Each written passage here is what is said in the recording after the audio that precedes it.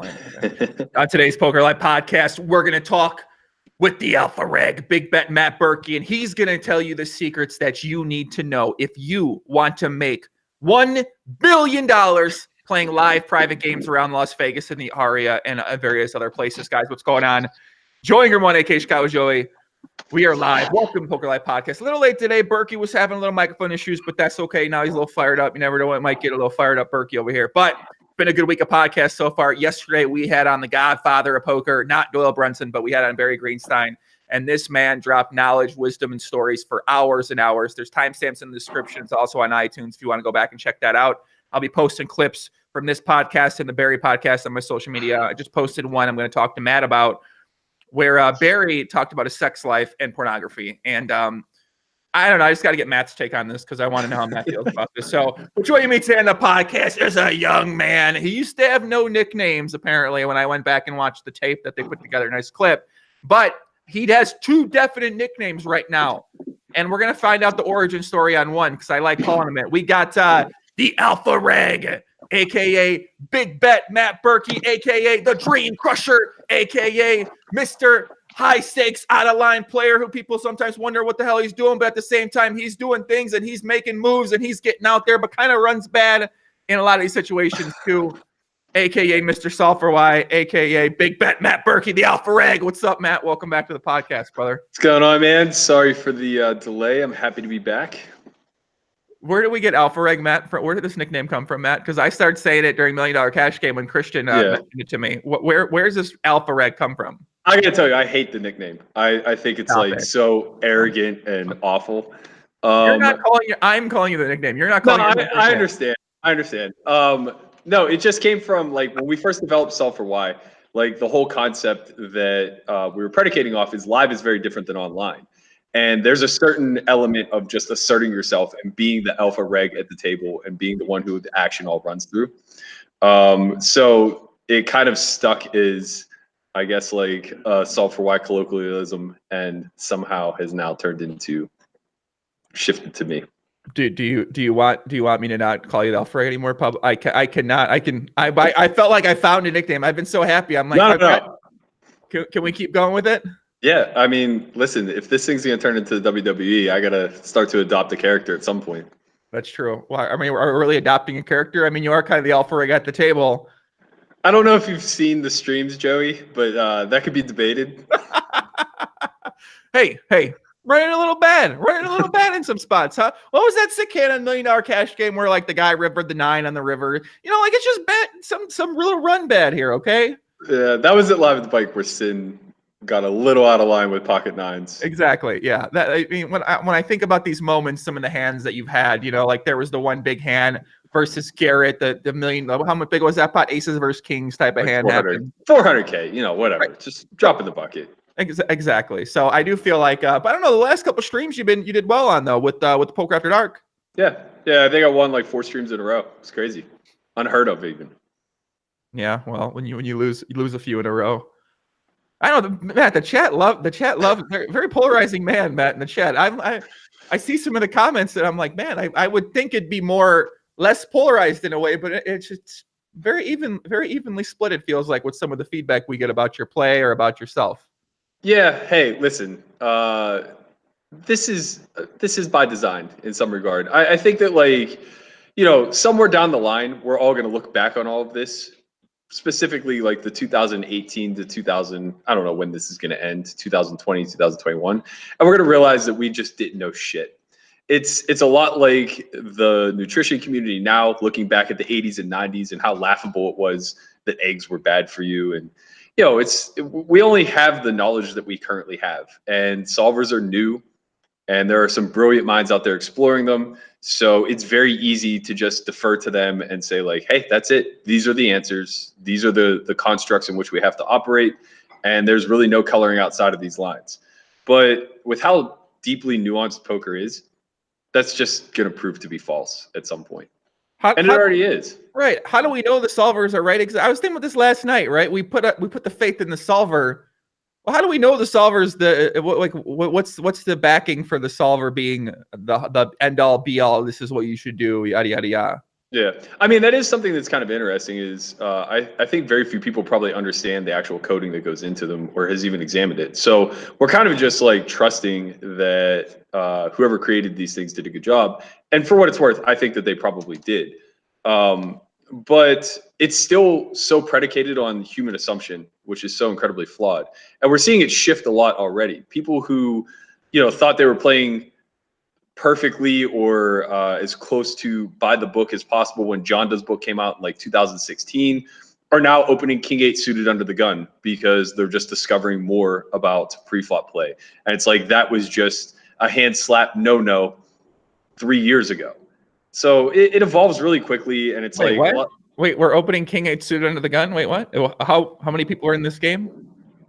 9. What are you talking about? Wait, what? King 8 See? suited. Yeah, Did I hear that right, Burke? Yeah. Is this a Berkey solver? Or is this like the Hollywood Haxton solver? This is like general solvers opening King 8 suited under the gun. Yeah. At certain stack depths and in certain dynamics, yeah. So are we going to endorse? Do we want to officially endorse that play on the podcast? Bro, I've been endorsing this since 2006. I don't know what they're coming around to. You've been opening King 8 suited under the gun since 2006. You think that it's an accident that I get into these games? Listen, they see me raise the King 8 suited 5x under the gun. They invite me back. All right. No, that was literally the formula from day one. Is if I'm going to get to play against weak players, then I should be willing to give a little bit back. Right. And if that means playing more hands, then that's all the better for me. Right. So unfortunately, the game, it's not tough, obviously, but they've all gotten a lot better. And I'm still up to my antics. So, it's a fair fight now, I think. Mm-hmm. Israeli Ron says he opens up the Queen Deuce under the gun. Right. I also open up Queen Deuce. Obviously, Israeli Ron is known for the Queen Deuce. Shout out to my guy, Israeli Ron. He's always this. Do you know, you ever met Israeli Ron before from Live at the Break regular? He put a hell of a beat on me. Did he really? Weird. Did he have Queen Deuce, Matt? No, he had 10-8. Oh, okay. He always gives me the inside. Anytime there's like a fight, he's always giving me the inside scoop on the fight. So I really like Roddy a lot. He's always keeping me up to date on what's going on with the. He's your agent. He's on the inside. Could be, man. Listen, he's like, "Yo, Poppy, there's a fight." I'm like, "Okay, okay," you know what I mean? So hey, if people in the chat are already opening up King 8 suited right now. We just got a hand history poster where somebody opened up King 8 suited and won a 300 big blind pot. There you go. King, I like that very much. King 8 board. That's just what happens. Sorry. Who's that? Negreanu, of course. Is that a master? Did you just put a Masterclass ad during this? I did. I wanted to open the chat up, and of course the Masterclass ad just immediately comes. How much money do you think they've spent on the Masterclass ad's been going strong for minimum 6 to 8 months. It's been strong. Yeah. It's like a very strong ad all the time on anything poker. Yeah, I'm very curious because, like, for what it's worth, like I haven't actually seen the product, but I imagine you're getting $99 worth of value for sure. And I just wonder how much they're making compared to the marketing tactics. You know what I mean? Like, are they making like a few million on this Masterclass? Because that seems insane. Here's what I think. I have a theory. All right, I think that they something broke. I think that they hit the wrong number for the budget on for ads. Yeah, that doesn't make sense. Like, why would they be running so many fucking ads? Yeah, it's been going strong for 6 to 8 months. Every time you watch anything poker, and even somewhat like a music video, the Masterclass ad's gonna come up there. You should ask Jonah if he sees a lot of I think Zed did a Masterclass, or one of the DJs did a Masterclass. You should ask him, because I'm sure he's doing a lot more searching of like DJs and EDM and stuff like that. If it comes up as often as the Negreanu one does come for us. That's a good point, because I also have gotten the Armin van Buren Masterclass ad and some of the other ones at a decent frequency. Obviously not as much as the tournament course one, but you're right. I'd be very curious to see like how they decide they make this back, because it's, what is it, $99 a month, I think, or is that what it is? Total for the whole thing. Huh? So actually maybe it's a subscription for all master classes. I think that's what it is. Okay. That makes a little bit more sense. So it's $99 a month, right? Yeah, I would imagine. Or is it a year? Yeah, I'm not really sure exactly what. I mean, I feel like I should know this considering I've seen the ad about 1 million times, but Yeah, I don't know. Hopefully it's doing well. I don't really know. I haven't heard anyone talk about using the Masterclass to get better at their poker game. I'm sure those people are out there. No one in the chat, no one on Reddit, no one ever really said something like that. No one on Twitter is buzzing about the Masterclass. So I don't know exactly how good or not. But the thing is, I really did take a couple things away, and that is obviously everything you do at the poker table conveys information. And then number 2 is that whole chip glance tell thing. Did you see that, Matt? I did. Yeah. Where you do this, you're looking at your chips, and it's supposed to get your opponent to want to bet into you like that. And we poke fun at this, but this still happens at the 1-3 level for sure. So you're telling me you can use the chip tell trick on someone else to make them bet? No, I can't, and you can't. But I'm just saying, like, at the lowest level, at the entry level of poker, people are still very much victims of their subconscious. Okay, but in that tell, he said he can make you bet. No, he's being ridiculous. He's 2008 Daniel in that conversation. So do you think he used to be able to make someone bet by looking? Maybe he did. I mean, yeah. listen, I don't. Yeah, no, for sure. I think like there's a lot of old man coffee types that will like look at their chips very overtly in hopes that you'll check, or they'll like grab a stack in hopes that you check. And it's just like, it's the biggest cue to just go ahead and bet your hand because they're very marginal. Interesting. Okay. I don't know. Whatever, man. What do you? We're talking about a spectrum here. This is like some sliver of the most fresh to the game or weakest players, whatever. You don't need a tell to beat them. That's true. You just got to play some solid poker, right? What have you been playing lately, Matt? What have you been grinding, buddy? Study, man. I'm studying. The series is coming up. We're a week and a half away. I'm putting in a full schedule this year. Tournament grinder. You're playing a full schedule of tournaments this summer? Yeah, I got 53 on the schedule. 53, that's it? Okay, 53, okay. Took the mixed games off. What are you talking about? 53? What do you mean you just scheduled up 53 tournaments?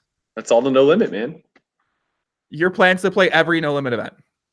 Well, God, no. I'm going to make some day 2s and 3s, I hope, and miss a few. But, worst comes to worst. Yeah.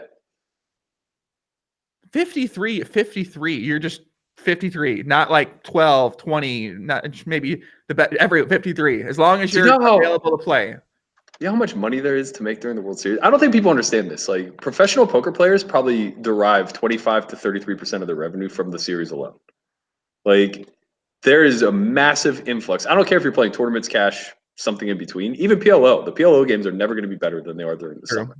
It's like you should almost always be playing bigger or playing a higher volume than you're accustomed to playing any other time of the year. Like, I have absolutely zero concerns with burnout. I've literally just been between studying poker and just like training my body to get ready for 12-hour days every day for 6 weeks. I have no interest in doing anything but winning many, many bracelets. How many are we gonna win?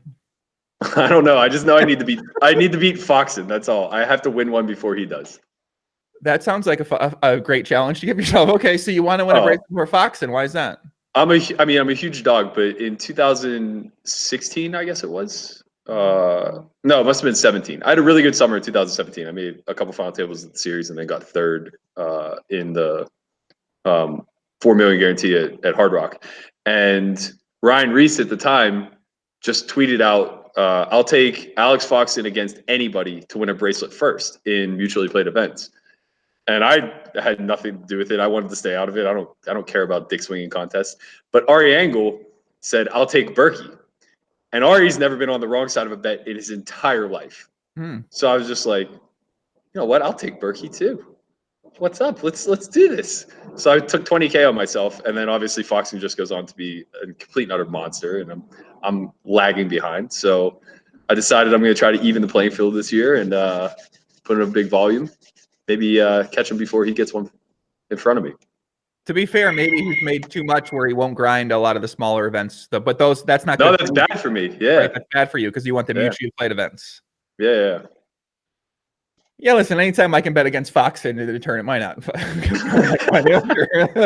Whatever. I mean, at the time, his Hendon mob was like 400K. Is Hendon mob similar now? Only 10 million. It's not bad. Yeah. Just added a couple zeros. I do think it's more after he had a score in Monte Carlo, I believe, after the podcast we did recently. So I think it's maybe 11 million now. It's not bad. No, I legit think he's like one of the 10 best tournament players in the world right now.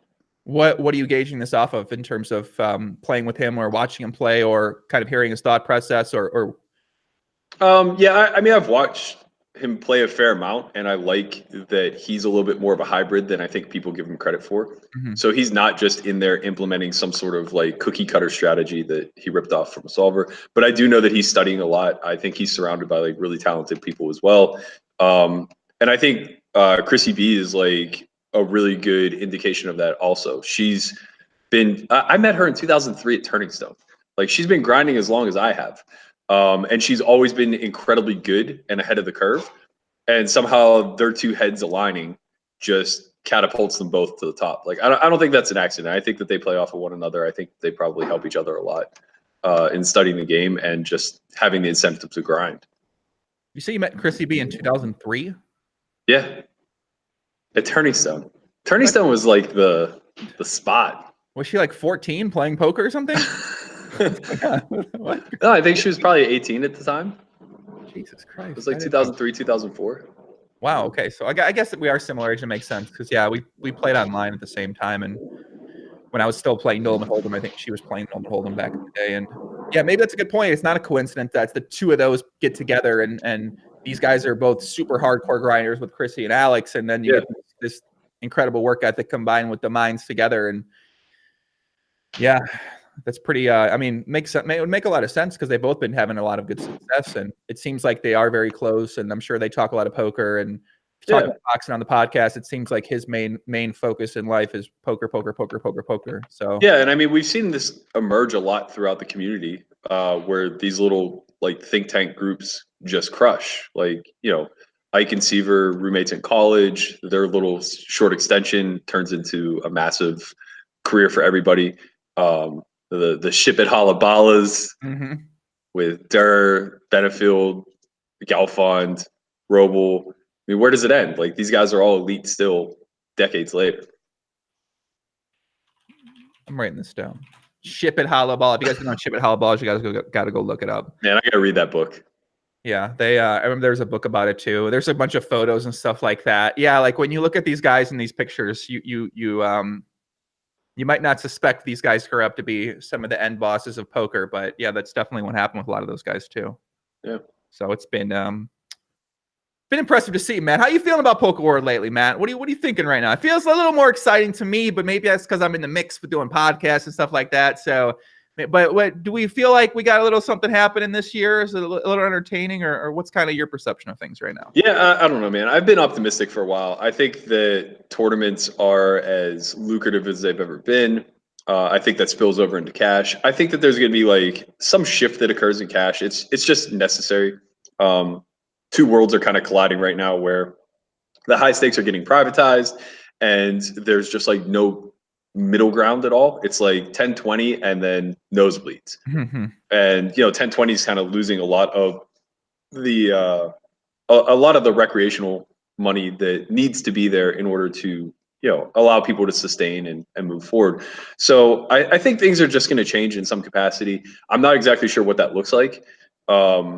But I think at a bare minimum, the structure of games will change. I think we're going to start seeing more 3-blind games. I think we might see like the structure for short deck, which is everybody puts up a half ante and the button puts up a full ante. And then you have the option to call, raise, or fold. That creates really interesting dynamics because you're dealing with multi-way very often. You're also being laid a really sick price under the gun. And you know, this isn't going to be a simple dynamic to solve whenever you're dealing with like these tremendous pot odds and all these multi-way actions. So I think the game is going to continue to evolve. The Bitcoin spike's obviously going to be great for the summer. I think that we're going to see some record number fields. The Big 50, I think, is going to be like the biggest tournament of all time, which is pretty impressive. Yeah, it looks like that's going to be a pretty big tournament. 4 day ones, 1 re-entry, 1 million guaranteed, $500 buy-in, 4 or 5 days. If you count that there's the day ones, day 2, day 3, day 4. So it's a $500 buy-in. You potentially might be able to play 5 days of poker. And can you imagine playing 3 days of a $500 buy-in and winning like $2,000? Yeah, I've done it. It's annoying in the moment, but like, I don't know. You just have to have that big picture vision. It's like, what other $500 event are you going to play where first place? It's probably going to be over $1 million. It's probably going to be more like 1.6.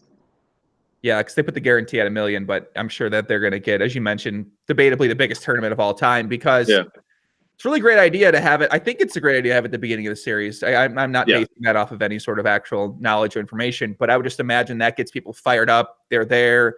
That energy's there. They start making more trips if they don't have a trip planned again in the summer. It's right at the beginning, and then at the end, you wrap it up with the main event. So you maybe have these two really massive tournaments, one in the beginning, one in the end, and then kind of try to fill in the middle there too.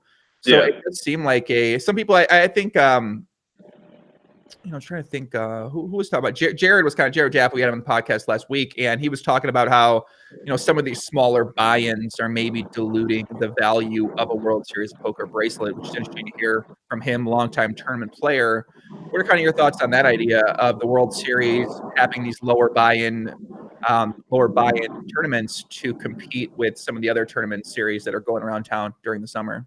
You probably didn't see me, but I rolled my eyes. I just think that that's such an asinine take in the sense that, like, who cares about the prestige of a bracelet?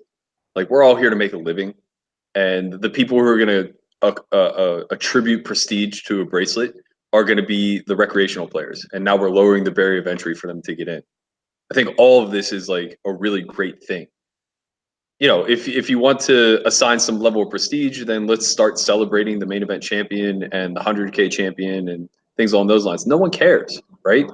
Whenever you have a field that's pro-laden like the 100K and a pro eventually wins it like they do every single year, does anybody care? Is there any prestige to that bracelet? Does anybody even know who won the last 3 years? I could take a shot in the dark, but I don't know for sure. Justin Bonomo. Maybe. I don't know. I don't know. Yeah, I think Nick Petrangelo. You're right. No. Nikki P won it last year, and I think DeHama won it the year before. Maybe. I don't know. But the whole thing is that, like, they don't have that bracelet just sitting on top of their mantle, like walking around saying, like, I'm the 100K winner. No one cares. They want a lot of money. That's all that really matters to the pros. And the bracelet will be something that, recreational players will wear to the local casino and be celebrated as a hero. That's great. The World Series has no choice but to compete. The Venetian took a lot of their business last year running smaller buy-ins with bigger guarantees that just pulled a lot of that recreational money out of there. They should be celebrated for listening to the right people, still creating a really good structure and bringing in as much of an influx of new money as humanly possible. And I think, like, the idea of protecting some silly, like, coveted award that there are 50 of a year anyway, which is now up to 79. Like, who gives a shit? Well, I'm assuming some people care about this. Otherwise, that there wouldn't be takes like Jared's take or other professionals' take about there. I think maybe they felt like the bracelet used to really mean something, and when you won that was something to be proud of. And I still think that is something to be proud of. But I guess the perception now is that because there is so many events and because the price point's lower, I don't really see the difference between $1,500 buy-in and then a $500 buy-in. For the most part, it seems very similar to me in terms of the players that are going to be playing in that. So I can kind of understand where they're coming from. They want it to be this more prestige thing, but at the same time, I don't know. I mean, you want the prestige, you want the money. You can't really have both. If you want it to be prestigious, you have to cap the fields at 50 of the best in the world, right? And that's what we see with the high rollers right now. That's how we see the high roller circuit kind of look. Right, and we assign prestige to their talent, but we don't assign prestige to any particular win. Bonomo won the one drop last year and the Super High Roller Bowl. That's an incredible feat. But, like, outside of just saying, like, Bonomo had a great year, maybe a year that won't be duplicated, I don't think anybody, like, really puts a certain highlight on one event. Technically, the GPI did give him an award for moment of the year, combining those all together. So technically, there was an award. Actually, there was something given to Bonomo for that performance. Congratulations. I'm sure that meant more to him than all of the money combined. You think so? No, I don't. No. It might have. He did get to give that speech. That might have been more important to him than it was to actually win the money. That's fair. I think there's something to be said for being afforded a platform when you have a real cause. And I think that, like, he is pretty noble in his endeavors. But I'm pretty sure that, like, functionally speaking, he could still do more with the money than the GPI stage. I love when Bonomo pops up on my timeline. I'm being honest. I just love him mix it up. The kid mixes it up, man. He's got heart. You know, Yeah. sure. I'm not necessarily knowledgeable about the stance he comes from on a lot of different things and a lot of different subjects I don't have much interest in, but I enjoy watching him mix it up on social media, man. Yeah. I like it. No. No, I love it because he's really intelligent, and I think that he does stand for a good cause. And I think a lot of my views semi-align with him. I struggle with like how rigid he is in his takes. And I get it. He's just very passionate about the things that he's passionate about. So it's really hard to kind of listen to the other side or even the middle. And I think that that's kind of problematic, because it's one of those things where you catch more flies with honey than vinegar. There's been a lot of arguments that he's been in where it's like, man, I really want to be on your side of this discussion, but the way you're presenting it just makes me want to kind of like step back and not be a part of it at all. Yeah, I do think that maybe the way that the side is presented could be a little bit more in line. And, kind of the Sean D thing we talked about with Sean D on the podcast about agree with a lot of things you're saying, not necessarily agree with the strategy you're trying to use to maybe get this point across. And I think probably the same way with some of the things that Justin says in terms of the stances he has. Maybe Negreanu, you might feel the same way about the stances he takes, and no real argument with Negreanu. He's never wrong. He's never going to tell you he's wrong about a lot of different things like that. And maybe it just sucks because I think Twitter is like such a great platform to inform people and to get a general message out.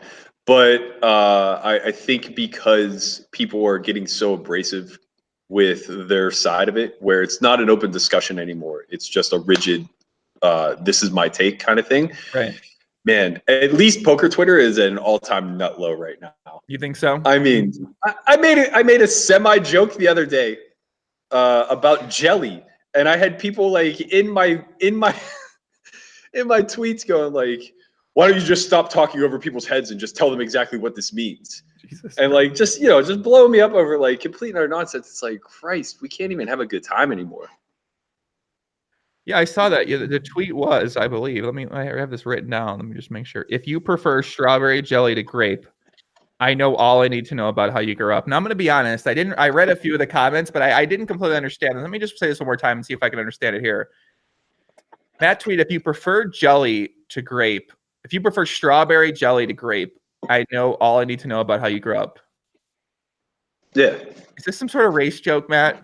No. Okay, what's the joke here? All right, so I mean, it's basically just like grape jelly is the most common jelly, so it's the easiest to get it's easiest to access. So it's effectively like poor jelly. So like basically what I was inferring is like if you prefer strawberry to grape, you've never struggled. Like you don't know struggle because you've just never even had to worry about grape. You had the choice. You know what I mean? People who like grape usually like grape because they've only ever had grape.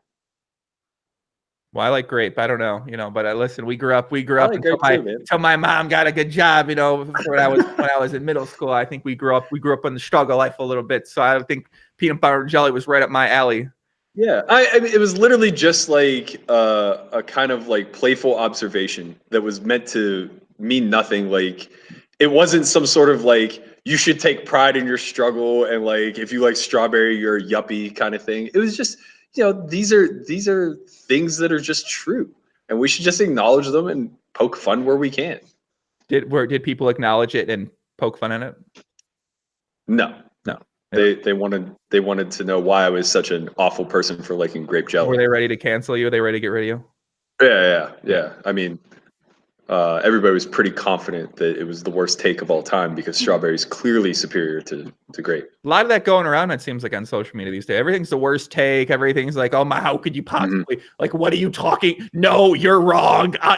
It's when you say something and someone's like, you're wrong. I'm like, I don't give a fuck. First of all, where you're coming, I don't care. All right. If I say something that I think, and then someone says you're wrong, not going to make me think. And a lot of times, right? Maybe if it's a really outlandish statement, and you didn't realize it, then you say okay. But majority of the time, when you're like, yeah, I think Game of Thrones is a bad show, and someone's like, you're wrong. You're the biggest piece of shit of all. It's like, all right, fuck, man. You know what I mean? It seems like it's getting real intense, but then you go out there in the regular world, and It's not really like that out there. You know, you're not going, you go Right. to a friend, you say like, hey, you know, you tell them a joke that might be a little out of line and they're laughing about it. Everyone's laughing, having a good time. It's like, okay, if you go on Twitter, I say this same joke, you know, they're going to want to fucking fire me up on top of the Bellagio and have me string me out there like Jesus Christ, circa fucking negative 2 BC or something like that, bro. It's like, oh my God, you know what I'm saying? Did you just inadvertently crucify yourself on the podcast?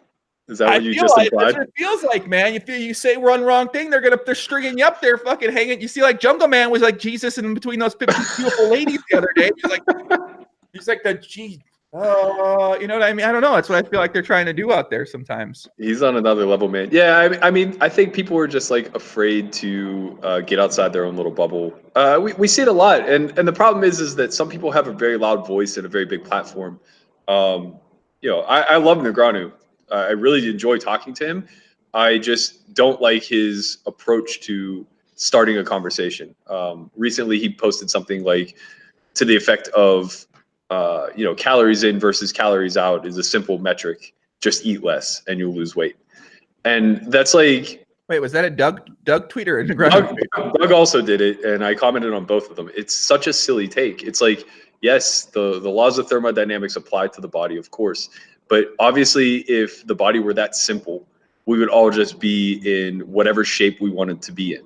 And you're implying that it's a choice to be fat. And that's simply incorrect, right? Like, first of all, there are so many variables. It's very comparable to poker. Like, I find nutrition science to be very similar and interesting in that way, where variables not only exist whenever you're initially measuring, but then they constantly change. So if your BMR or base metabolic rate is, say, 1,500 calories, that's what it takes to keep you alive, and you just say eat at a deficit of 1,500, then you'll lose weight. It's like, yeah, that'll be true for some period of time. But what will also happen is the systems in your bodies will adjust and understand, like, hey, the new norm is 1,300 calories. We just don't have access to this much food. And your metabolism will slow and certain corrections will take place. And now your BMR will be reset to 15. And so, like, you can't just forever be in caloric deficit. And eventually what's going to happen is you're either going to correct and overeat, or you're going to find yourself like weak and lacking energy and lethargic and all these other fall offs that come from thinking that like diet is as simple as calories in, calories out. So you're saying that when Doug and Daniel say that, it's just very, very incorrect. But they seem to be, and people have argued that in the comments and replies, and they seem to stick by that point and continue defending it as well. So I find it interesting that, let's take Doug. And Doug, a few years back was just an online poker player for the most part. And then once you get to a certain point of success at what you do, people start like speaking out as their word is the definite fact, sort of thing like that. And I always find that kind of fascinating because it's not really how I approach things. I don't think because I started a podcast that has people watching it and then made some YouTube videos that I'm going to go tell you how to go do whatever I think I'm good at, sort of thing like that. So I find that sort of fascinating that the one skill, okay, so we can decide, okay, experts at understanding poker, right? Or experts at understanding how to be successful at poker. Okay, spend 10 years plus on poker. All right, most people are going to be experts, especially when they've had a lot of success and they've studied it for hours and hours and hours. All right. But then just because you're an expert in that field, then people seem to be trying to portray themselves as experts just because people are listening to them in these other fields that they obviously aren't an expert in. And then they put up this advice under the guise that, well, I am an expert. And then a lot of people out there are going to take, okay, well, that guy knows what he's talking about here. He must know what he's talking about here.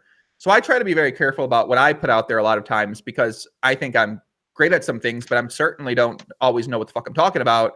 So right. I think that idea of people are going to take this seriously. I try to be very, very careful with what I say. And it doesn't seem that other people share that same viewpoint on a lot of different things. They just assume, I'm just going to put this out there, whatever, and whatever fucking happens. I don't give a fuck what people take from this. I'm just going to put it out there and not think about the potential, I guess, other side of it that comes from it, me putting up a non-expert take or a non-even well-educated take on a lot of things. Well, I don't think it's done with malice. And I think a lot of it is these people are very intelligent, like particularly in the poker community. So whether you're talking about Doug Negreanu or Bonomo or 100 other guys, these guys are really high intellects. So their observation is worth a lot. Mhm. Like things that they've observed throughout the course of their life is absolutely worth a lot because they're able to kind of apply the scientific method and conclude a lot of things based on their knowledge. The problem is what I find is when they, and I'm lumping people together, but in general, like the people that you're speaking to or speaking about with what you just said, where there isn't a lot of consideration in a hard take or whatever the case may be. It's never really done in the vein of generating discussion. It's done in the vein of trying to accumulate pushback. And the way that they save themselves from ever being wrong is it's always a micro take. So it's something as simple as like calories in versus calories out is a simple metric to losing weight. It's like, well, that's a complete and utter micro take, right? That's totally losing the context of all the variables that are involved in the human body, in the biochemistry, in your day-to-day life, and all the things that will impact weight and everything else. And then simply pointing to, I just eat a little less and exercise a little bit more and the weight just fell off of me. It's like, okay, but you're not the same as me and I'm not the same as the next guy, et cetera, et cetera. Mhm. So I think like personally speaking, for me, I'm very conscientious of that because the older I get and the more exposed I am to more communities and even poker in a sense, I find that the second that you dismiss the idea that you're an authority, but instead that you are on a fast track to learn better than the majority of people around you, you just start asking better questions rather than promoting what you feel to be the answers. And that just requires a big zoomed out viewpoint. You kind of have to be taking this overarching look at things of, okay, so I think this to be true, but how does that fit in the context of the greater scheme of things? And we should be better at this than anybody else because of how variable poker is. Mhm. Yeah, I think I can only speak for a lot of times for my own personal approach to things, and I don't think that maybe I should be more opinionated on certain aspects of things or anything like that, especially if you're farther ahead and more knowledgeable than the majority of people are going to be. I just find, I find certain people like I've noticed some people that their tweets sort of depending on how well they're doing at poker is how opinionated they are about how they're right about something. Sure. And it kind of seems like the whole idea of like the outrage thing across the board. Like if you look at YouTube too, it's kind of something kind of, very, I don't know, maybe it's in a similar world to this sort of idea of what we're talking about now, but there is so many of these outrage type of content where it's basically you just put someone else's content down and it's like a guy in a fucking bedroom in Iowa or something like that, like watching a successful content creator and just saying, all right, this person's wrong. This is that. And like these seem to be gaining in traction and popularity. And if you look at what's happening on Twitter, that's basically what it is. It's the idea of celebrating, it seems like it's very uncommon. Whereas the idea of outrage is just growing and growing and growing. Yeah. And it seems like we're seeing this sort of critical content where you're just putting things down. And that's what's selling, I guess. And I think that's what people like. It seems like that's going to only increase and become more of a thing. I wouldn't know anything about that, Joey. It's probably for the best. I'm kidding, man. Nobody fucking takes it on the chin harder than I do. Like, I get it. Like, everybody has an opinion, and suddenly everybody's an authority, especially in this community because we have certain metrics to point to, again, that are very, like, micro, right? It's just like, nah, that's losing money. It's like, yeah, okay. Like, if two bots are playing against each other, that's probably a negative EV play. But, like, show me a scenario over 1,000 iterations against this guy who has drool on his chin where this exact play is losing money. So I think that that's like a big issue is that we have no heroes anymore. There's this hard divide between the people who are totally infallible to the community and then the people who, no matter what they do, will never kind of like accrue that same level of leeway, I suppose. And I think that that's fine. The problem is that I think that, to your point, the negativity is really hurt, and not just like as somebody who's like put in the work and gets criticized, like who gives a shit, but in the sense that the information being shared amongst the community as a whole. Think about like how we all came up. We came up through forums. Eventually, we got into some training sites and things like that. Well, now we're talking about like live streams, training sites, forums, Reddit, whatever the case may be, Slack groups. You know, there are so many of these like sub pockets of people who are coaches or trainers that probably are like ill qualified to be so, but there's some sense of pride and loyalty to them. So now that cesspool is just like continually forming at the entry level of people who just don't know any better. Somebody who's seen a solve before and suddenly is just like claiming that Garrett is out of line with these overbets and doesn't know what the fuck he's doing. It's just like, are you kidding me? Like the amount of times where people have made a comment where they think that the only difference between their plight in life and mine is the access to money. And it's just like, that's the absolute last thing that is separating any of us who are achieving like a high stakes career versus those who are struggling to get into 1-2. It's like we don't have the same skill set. Some of us have been doing this for 15 to 18 years. Some of us have been like grinding our face off and have seen the entire spectrum come and go and are still relevant. That's a hard thing to accomplish. How many elite players have we seen like come and go in a matter of like 2 or 3 years? It happens all the time. And not necessarily because they couldn't keep up, but maybe they didn't have the desire to keep up, or the game just like moved in a direction that they weren't comfortable with. But these guys that are watching, that are trolling the chats, that are in every live stream and whatever the case may be, that suddenly believe themselves to be an authority, it's because they're so insanely insecure at the fact that they're not beating small stakes, right? And rather than just kind of like taking a knee and saying like, okay, there is absolutely a path to getting better, I just need to be humble about it and start appealing to people who understand this game a little bit better than I do. They just fight and they just try to push their narrative even harder. I see the parallels all the time, like in the fitness and diet community, where it's just like, no, veganism is the only way, or keto is the only way, and it's like you get pigeonholed into this path that if the person you're following is wrong, you just fail, and you just have nothing but egg on your face and negative things to say about all the other paths that worked. So your main point being is that if you're a fan of poker out there, if you're somebody playing poker, you should keep an open mind instead of just assuming one strategy is completely superior to the other strategy, or one approach is clearly bad, or this approach. So that's kind of what you're saying. It seems like from the feedback you get from your play and from the things that you say, you've just experienced people who just approach it from there's no way you're right, and they should maybe be more open-minded about it. Yeah, I mean, I would say unless you're beating a high-level game already, you should almost certainly be watching all streams of like high stakes, be it tournaments or cash, with the idea of like, why did they do that? And never having a critical thought otherwise, because you're just not qualified.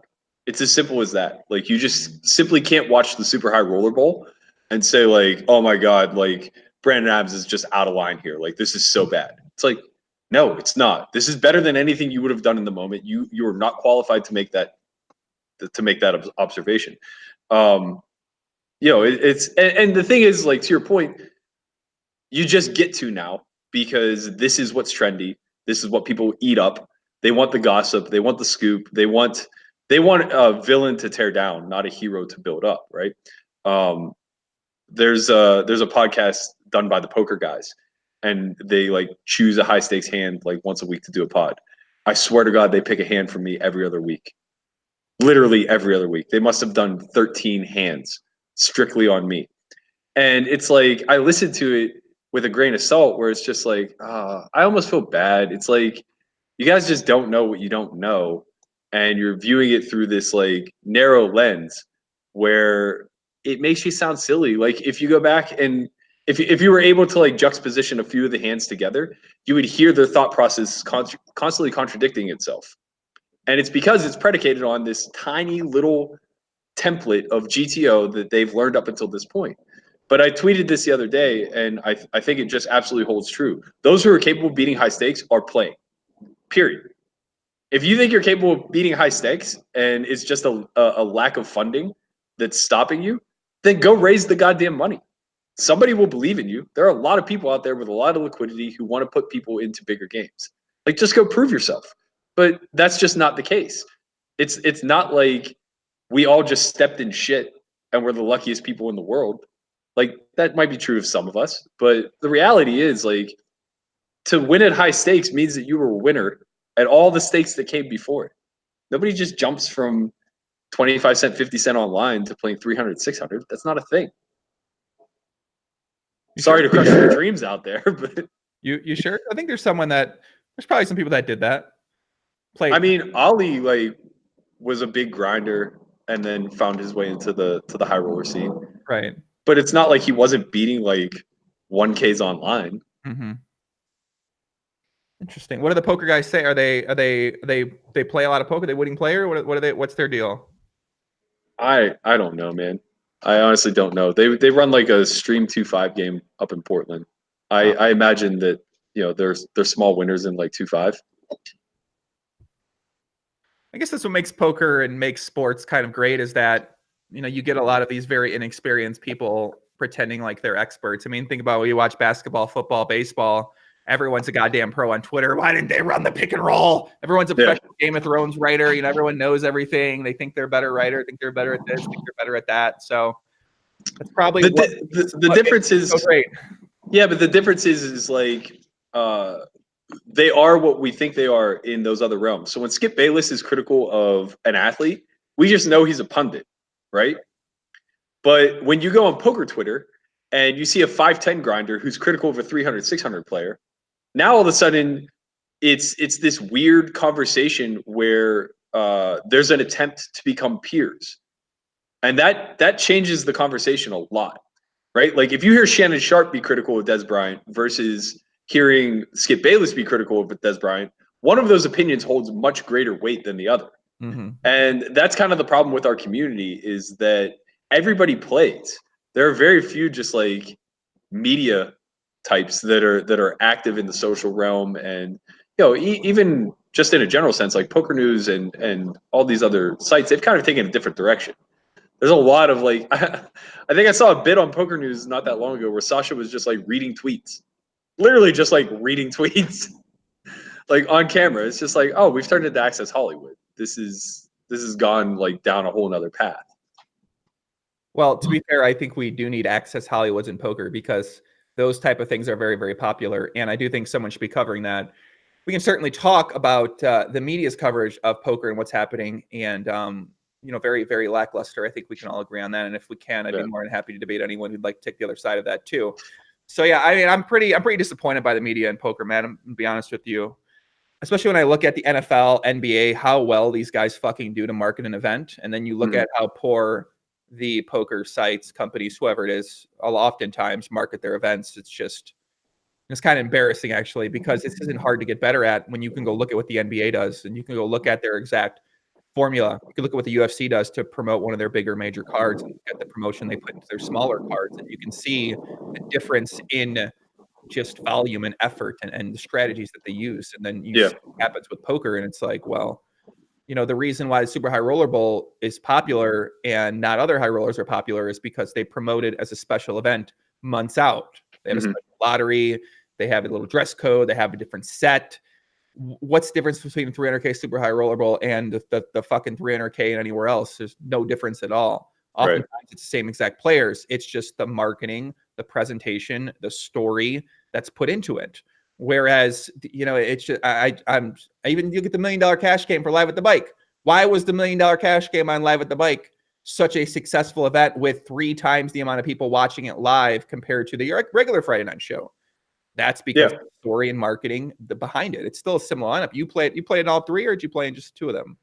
I played in all 3. All 3, right. So it's not much different than other cash games. It's just the narrative told and the marketing behind it is what makes a show like that successful. Yeah, I totally agree. I use this parallel a lot, but I think what's lacking is coordination. There's just like no coordination at the top. So, you know, wrestling in the 70s and 80s was all independent.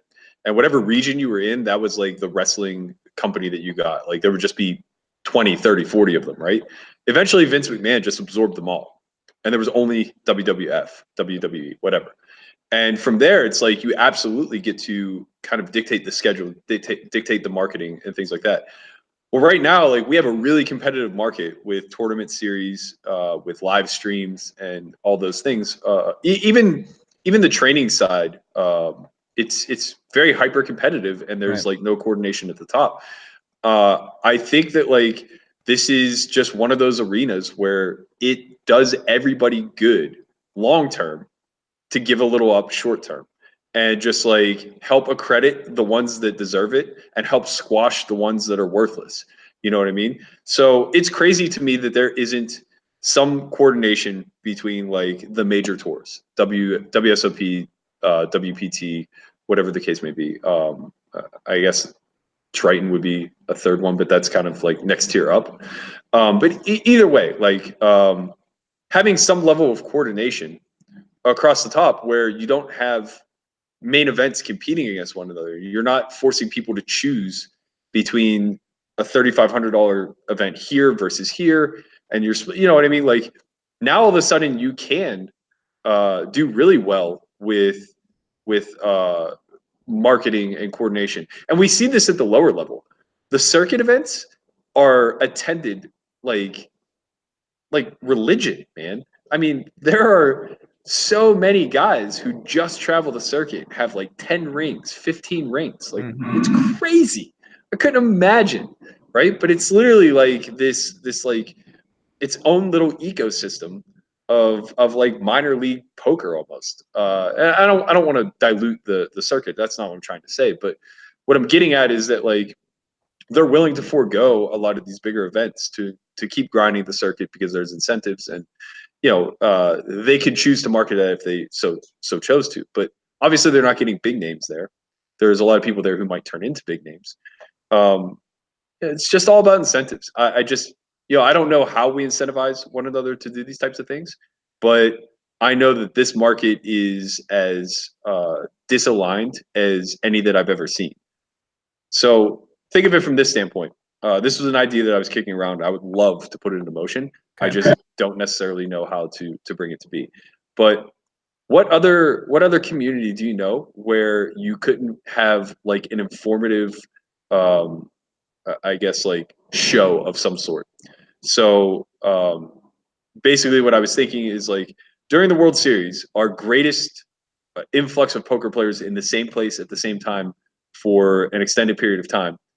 What do we do to grow the game, promote the game, promote streams, promote TV, promote training, any of those things, right?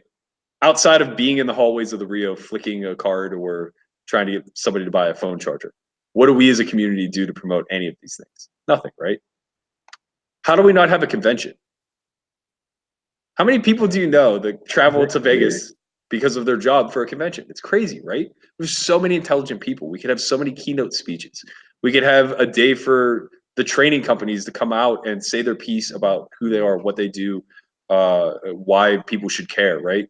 So, Run It Once speaks at 1 p.m. and Upswing speaks at 3, and et cetera, et cetera, et cetera. We could have the tours doing the same thing. This is why you should come to WPT Deep Stacks. These are our structures. This is very transparent, right? You could have the TD Summit as a part of this convention as well. They're already doing it during the summer. It very easily could happen here. And now all of a sudden, the community could partake because it would be a lot more open. It would be a lot more viable. This just goes on and on and on for content creators, vloggers, all of the stuff. We could create a stage where they actually get to address an audience in a very personal setting and kind of display their skill set. But we just don't, because we're very uncoordinated and we're just chalking everything up to, well, WSOP, WPT, and Poker News have it all figured out. So we'll just like wait for them. Mm-hmm. Well, that does sound like it would be a very fun idea to do. I think it would be can't see a downside. Chat saying this would be terrible for the game. I don't really think it'd be terrible for the game. Maybe it would educate people, and maybe people the idea of education on that level people don't enjoy. But I do think that would be a pretty good idea. I'm going to put that out for social, kind of see what they think about that. In terms of the coordination, I kind of what I've realized is that I think if we want these ideas to happen, the players themselves need to step up and make them happen, because it's going to take a miracle of God. Even, we could say Poker Central was started by a poker player. Run It Once started by a poker player. Solve for Why started by a poker player. Upswing started by a poker player. So a lot of the newer companies that are having success are all started by poker players. And I'm sure there's some other companies that weren't necessarily started by hardcore professional poker players that are having some level of success, I guess, on the smaller scale. But I think what we've seen is that for something like this to take place, it's just going to have to be someone like you or someone like myself. Just say, fuck it, let's do this. Let's make it happen. Someone that has a lot of influence, someone that knows a lot of people who will support the project. And I actually don't see a reason why this couldn't happen. But it would take, I don't think the World Series of Poker is going to coordinate the idea anytime. They don't have any, I don't know what their goal structures are, what their motivations are for things. Yeah, I'm not even saying it needs to happen at the Rio or anything like that. I'm just saying it needs to happen during that time frame. This could be something that we kick around at Poker Central and see if they're willing to coordinate. They have the big esports arena that can house people. The fact of the matter is, like, it's viable, and I think it will happen. We just, it's one of those things where you're right. This is very akin to poker media, right? Players are just able to cut out the middleman now and just be their own media source, push their own narrative, create their own brand. Nobody needs the media any longer to elevate themselves as a quote unquote brand or company or whatever the case may be. It's helpful in poker. Right. Sorry, in poker. Okay. It's helpful, but obviously, like, those sources just aren't the best outlets anymore. And I think you're right. Like, when it comes to coordinating anything, be it for the players directly or indirectly, it has to come from people within the industry. And the people most motivated are those who are affected on a daily basis, which is going to be, the people who've been around as grinders. One last thing to address, like, the people who say that's a terrible idea, you don't want to educate the market. It's like, you're absolutely dead wrong. The barrier of entry into the game is getting higher and higher and higher. You absolutely have to get the people who are going to be losers in this game to an efficient level to where they're not just skinned alive. You have to keep that ecosystem healthy at the 1-3 level so that people can rise through. I see someone here. Still need money for news outlet. Berkey, what would you say if I told you that I have had an offer to fund they would fund my media company if I wanted to start a poker media company? I would say I have a lot of ideas. Let's get it going, man. The thing about that, right, is that what works best in media is you create narratives, and a lot of times those narratives may be dramatic of nature. Sure. So, and I think we've seen in poker that is not something that people are a fan of. I mean, people are a fan of it, following it, but the people that are actually involved in it aren't necessarily enjoying it. We look at, like, the narrative in the NBA right now is like Kevin Durant went on CJ McCollum's podcast and said, what are you worried about? What we're doing? You're never going to be here. Yada, yada, yada, whatever. So now this is a main narrative. ESPN and Fox and these guys are pushing in the talk shows in the morning time and all the shows. They're pushing this narrative and discussing this narrative for 15 to 20 minutes, sort of thing like that. And whereas in poker with the wrong people, if you have this narrative due to what people have said or tweeted or whatever, then these people get sad, then they start fucking crying, then they might start sending you messages like, oh my God, can you not talk about, what I'm saying? So the people don't seem, and if you don't have the support of the poker players, I don't know how well a media site could work in poker, because a lot of the media it goes hand in hand with a lot of the players. The players collaborate to create some of the best media, I think. Whereas if you rely on the players, I agree with you. But look at it from the perspective of your podcast. How much do you talk about, like, gossip and tearing people down and, like, calling people out? There's a little bit of it, right? The banging here and there but it's usually justified. My point is that this can be done in a right way, and enough things happen that deserve to be called out that will give you that lead, right? There will be enough of people scamming and stealing and cheating and just being awful human beings that you'll have those narratives and you'll be able to shine lights on them. I think about, like, sources like, I hate to use things that lean one way or the other politically, just because I think that it shuts the ears of the other half out. But, like, something like the HuffPost, yes, it's very left leaning. Let's just acknowledge that and push it aside. But in a general sense, like, it's not a tabloid. You know what I mean? They do their best to kind of cover all the bases, and they've expanded way, way, way beyond just being an informative site, right? Like they're getting into a lot of entertainment stuff, and there's 1,000 different paths that you can go down there. I think that there's like a lot of room to do it correct in poker as well, especially now that we have the capacity to use multimedia at our fingertips. Really, it's not that challenging any longer to make videos, to make short clips, to make content. I think like whoever's offering to do this to you, or do this for you rather, your best spot is, instead of building an actual site, just build out YouTube. It's what you're already good at. You already have an audience there, and from there it becomes a lot easier to scale the other way, to scale into articles, to scale into photos, to scale into long form narratives. Right. That's the easy part, right? Like those are the things that it's a lot more uncertain how much your audience is going to care.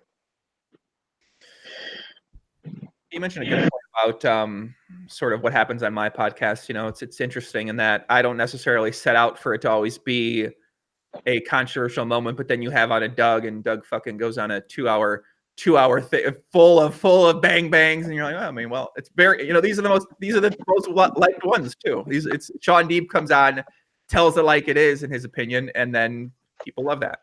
I think what's happened is people like people who are willing to take a strong stance against the other side a lot of times, as long as the other side is something that a good amount of people also may be thinking, but just don't want to say, or they feel like no one's saying and they want someone to say it. And I think that's valid. I think that everybody wants their voice to be heard, and if they don't have the platform themselves, they'd like to gravitate towards somebody who does speak their thoughts. My biggest concern, I guess, is that the mob mentality is very easy to kind of like acquire. Both Doug and Sean have been very correct in a lot of their takes, but because they're so abrasive in the nature that they present it, and I'm not saying that they should fence it or mince words or anything like that, but because it does come out in what feels like personal attacks, they ultimately create this hard divide of which side are you on, Right. And in a lot of ways, they'll have logic or reason on their side, but the problem is they'll lose the emotional war. And now you have this like pitting against one another of people who are like pretty rational thinkers versus people who are emotionally charged. And I think that just like steers the conversation in to nowhere's land, where it's just a lot of like mudslinging back and forth. But I'm an optimist. Like I'm all for calling out scummy behavior when I see it, and I'm all for policing things as players and as a community. I just think that there's I guess a eloquent way of handling it without just never giving anyone the benefit of the doubt, or just like basically, if you're always crucifying somebody for a mistake, it becomes really treacherous to ever put yourself out there, right? You just strip away the availability for anybody to be vulnerable, because the risk of making a mistake is too great whenever there is this enforcer who's just going to come at you hard, right? And the fact of the matter is, like, not everyone's as smart as Doug. Not everyone's as smart as Sean. Like, whatever the case may be, people are going to make big errors because they are ignorant, or they're uninformed, or they're not knowledgeable enough. And it's not fair to just say, like, you should know better, or you should have done better research. We should do a better job of making that education palatable. How do you think that's done? Again, I think it's like shifting the tone in our platforms. Like, stop posting for the sake of creating heated debate, and instead start posting for the sake of creating actual long form discussion. Like, people always say, like, Twitter isn't the place for this, and almost always whenever that's stated, it's because you've reached an emotional point of the argument, and nobody's listening to one another any longer. They're just waiting for their turn to talk. I think that becomes really problematic. I think the easiest way to have a very practical debate is to stop asserting things and to start asking in question form, in a non-cunty way. And I say that because intelligent people tend to have like a level of condescension whenever they ask questions. Like, it's clear you're leading me down some path that you already have a well then kind of response to. And that's just like not a good faith argument. I think that, like, you know, I talk about this, I've been on here a bunch and I've always circled back to this a lot, but we don't do a very good job of teaching logic in this country. We kind of lack that baseline education of logical fallacies, being able to identify them in a conversation, being able to steer clear of them yourself whenever you're presenting an argument. And I find that, like, because these debates are so emotionally charged, it ends up just being a fallacy led by a fallacy back and forth at one another over and over and over again. And once that happens, like, not only is it white noise between the two people arguing, but now everybody observing kind of just jumps in and chooses a side. Do you see a path where this sort of debate style changes on certain topics in poker? Because oftentimes it seems like who is leading the conversation is someone like with a louder voice, like a Negreanu. He makes a ridiculous statement about winning players being bad or whatever, with, you know, writes a long blog post, and then that starts some charge thing, or maybe Doug says something and that starts a charge thing. And right, you know, maybe I feel like I don't really start too many charge debates most of the time, because I'm not saying like this is the right way, this is the wrong way for ACR in the bot situation. So I try to take a more neutral, objective stance, and I try to put an idea out there and learn more about it from both sides, i.e. the markup situation, where I didn't know anything about really markup previous to this whole debate taking place. And then you listen to Sean and Doug, and then you listen to Brian Rass on the other side, or Johnny Vibes, and you sort of, okay, I try to give these people a platform to make their statement, ask them questions on their statement, dive deeper and try to expand on that statement, and then hopefully give the people out there who are listening a chance to make a decision for themselves. And I feel like that's a pretty good way to handle it, is, okay, let's hear from both sides. I mean, it does take a moderator in a way who's not leaning towards one side or the other to maybe get a debate like that out there, which is rather uncommon in poker because no one really wants to be the moderator, and no one, oftentimes, not many people are friendly with both sides. So who would moderate, who would know the people, who would be knowledgeable about the topic a little bit, or knowledgeable how to ask questions? And well, I mean, the thing is, we're just going to get older and wiser as a community, assuming that people stick around, right? And we're going to lose this immaturity of where we're just constantly scanning our Twitter feed to call out the next, like, ridiculous thing. Like using the Johnny Vibes thing as an example. You know, he probably was pretty arrogant in the way that he presented the package, saying like it's good value, yada yada yada, and all this other stuff. But he's selling it, so like that's in some levels understood, and I can very much see why that comes off as something that should be attacked. But the whole thing is, a conversation could have just been started rather than an attack tactic to bully him into taking it down. And I'm not even accusing like Doug or anybody else of, or Sean or anybody else of having done this, but it's just the way it was presented, right? It would literally be as simple as like, hey man, do you understand what you're saying when you say that you're worth 1.45? And don't get me wrong, I get it. They don't owe him that level of leeway. But at some point, like I was saying, it's going to be really hard to call out the guy who steals $100,000 from the community when you're nitpicking all the time. You know what I mean? So it's like we have to have some level of what we're calling out. We can't just be like policing Twitter 24/7, saying like, "Oh my God, that's the biggest fucking angle I've ever seen in my entire life. I can't believe you put out a turn and then raised when the guy let it into you." It's like, okay, like, yeah, you know, people do shitty things all the time. Let's just call it for what it is, rather than like having this mob mentality where we're carrying torches and ready to string them up. There are real people who need to be strung up, you know, and like it's the problem is that it's coming from the top. So when that stuff starts to get called out from world-class players like Sean, Doug, I'm just as guilty of it too. Like I do it myself. We all do to some level. Like we feel a certain obligation to this community, but more importantly, we feel this certain calling to being the smartest person in the room. And we all want to be heard on this platform. We all want to be respected, and we all want that pat on the back as somebody saying like, I recognize that you've put in the work and you're very intelligent on top of it. And the problem is it's a really competitive space. There are a lot of really high intellects. So if you're constantly driven by just wanting to be the smartest guy on poker Twitter, then what that's going to mean is that you're going to be kicking the legs out of a lot of people along the way in order to kind of rise above them. And I don't think that's necessary. I think that like there's a lot of room for each of us to get humbled and kind of like defer to somebody who knows more in an area than we do, and vice versa. And you know, you tend to get that mutual respect back and forth, and actually have good conversation. I agree. You bring up a good point about maybe handling that whole entire markup thing a different way.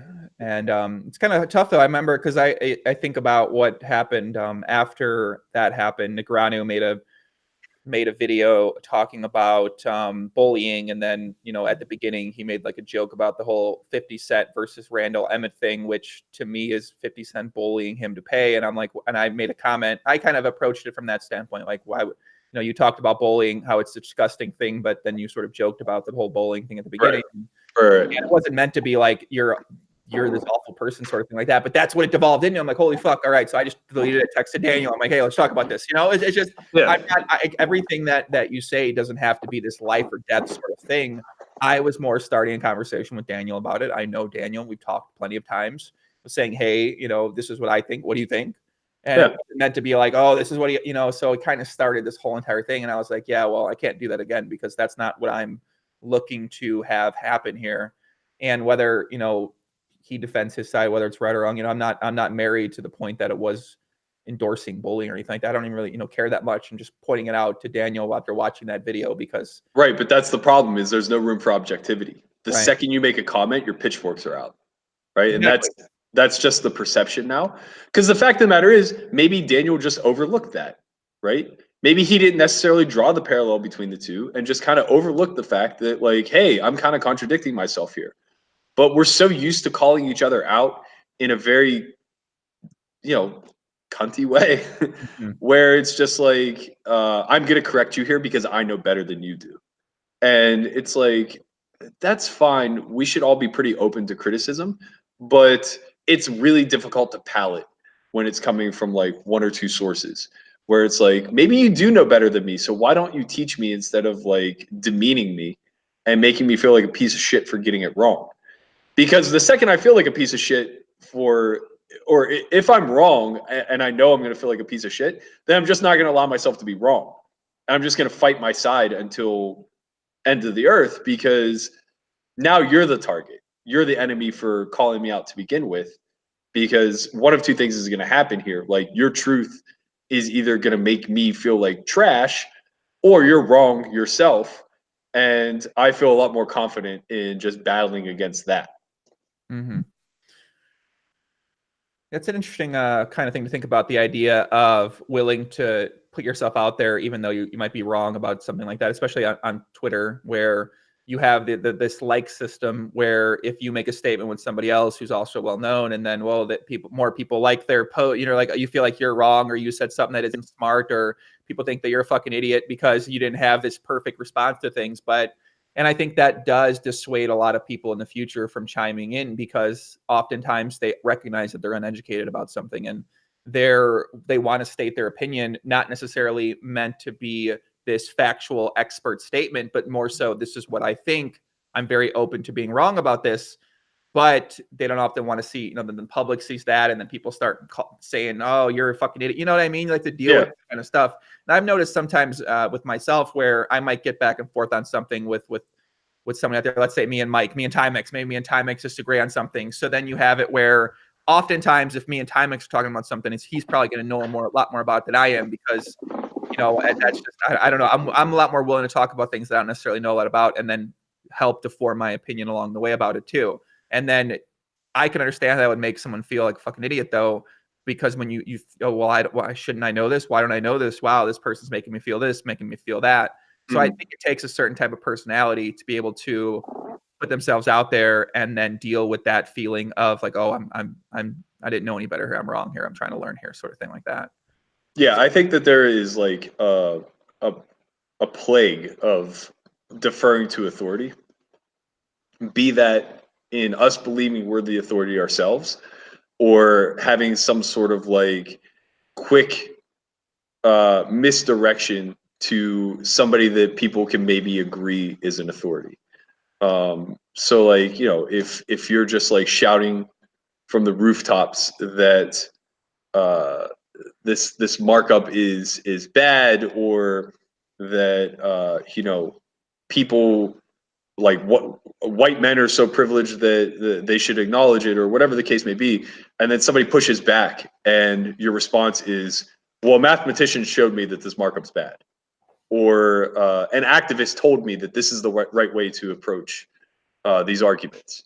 And it's just like, well, okay, like, you know, you're ending the discussion, because it's like, I don't know the math as well as a mathematician, and I don't know the cause as well as an activist, but I also don't believe that anybody has it perfected, because if they did, there wouldn't be a debate.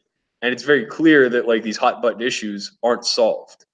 So I just think that there should be a lot more of understanding that we're all pretty intelligent, and that it's largely going to be a spectrum that's going to arrive at a reasonable answer, not some sort of like, I'm right. I'm definitely living life right. Nobody has any idea what's going on but me. Yeah, I'm pretty convinced I'm not living life right, and many people have it much more figured out than I do. So, Burke, let me have you give a shot. I've been drinking way too much water this morning. Let me have you give a couple shout outs here real quick. I'm going to go to the bathroom, okay? All right, sure. All right, you're up, buddy. Go ahead. All right, man. Who am I shouting out? Hit me. Who said nice things in the chat? Let's see what's going on here. Oh, I see Marls is here. What up? Man. I don't know. Chip, my man. What's going on? Who else in here do I know?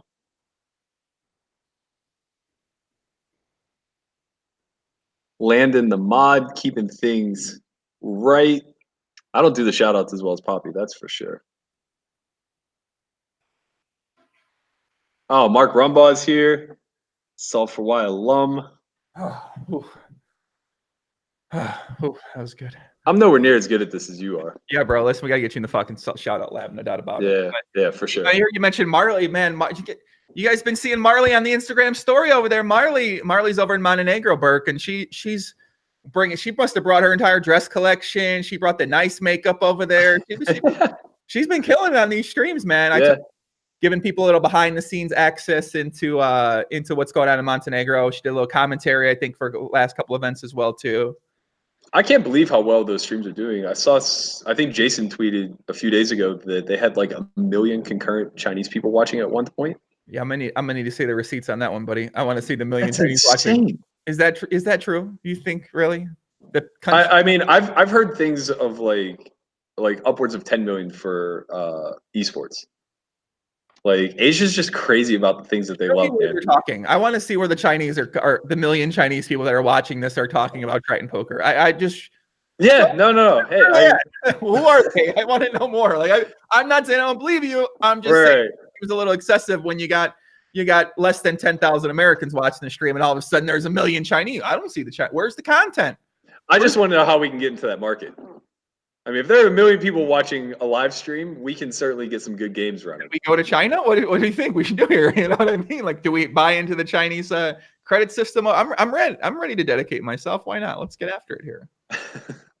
Fuck it, man. We have a shout out. We have a donation earlier in the chat. My God, we're getting some donation, bro. We were making like at least we made at least like $200 from donations so far. It's actually pretty cool.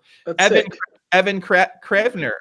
$4.99. Joey, thanks for the prod, Bo. They have been fire lately. Thank you very much. Like Berkey's vintage Leech Burke cutoff. Say hello. Oh yeah, 97. Kittening. What's that mean? Kittanning. Okay. It's one of the neighboring towns where I grew up. Oh, so Evan must be a guy that grew up by you. Yeah, I didn't see the comment, but yeah, Kittanning's very close. Kittanning's very. So wait, 1997. Is that from baseball? Yeah. 15-year-old All-Stars. I actually have a workout shirt from when I was 18 that I still wear sometimes. It's cut down the side, very similar to that one. Yeah. I used to wear it to the gym every single day. I'd always like, dude, I'm just super wide at the time. Just what's up? Looking back, I would never do that. I would never wear that to the gym anymore because it's just outlandish. But at the time, I thought I was the fucking man. I don't see any problem with it whatsoever. I wore this to the gym today. Is it cut down the side? Oh yeah. Okay. I mean, probably not as far as like you're saying. Gotta keep Mine was cut. like to the waist. Yeah, it's like here down to like right here. You know, there's a very thin piece of fabric that was sort of I cut mine right down to the muffin top, and then I let the fabric take over the rest. Let's cover some of these subjects on the outline here. We talked about Vertucci, your boy Nick Vertucci on the podcast.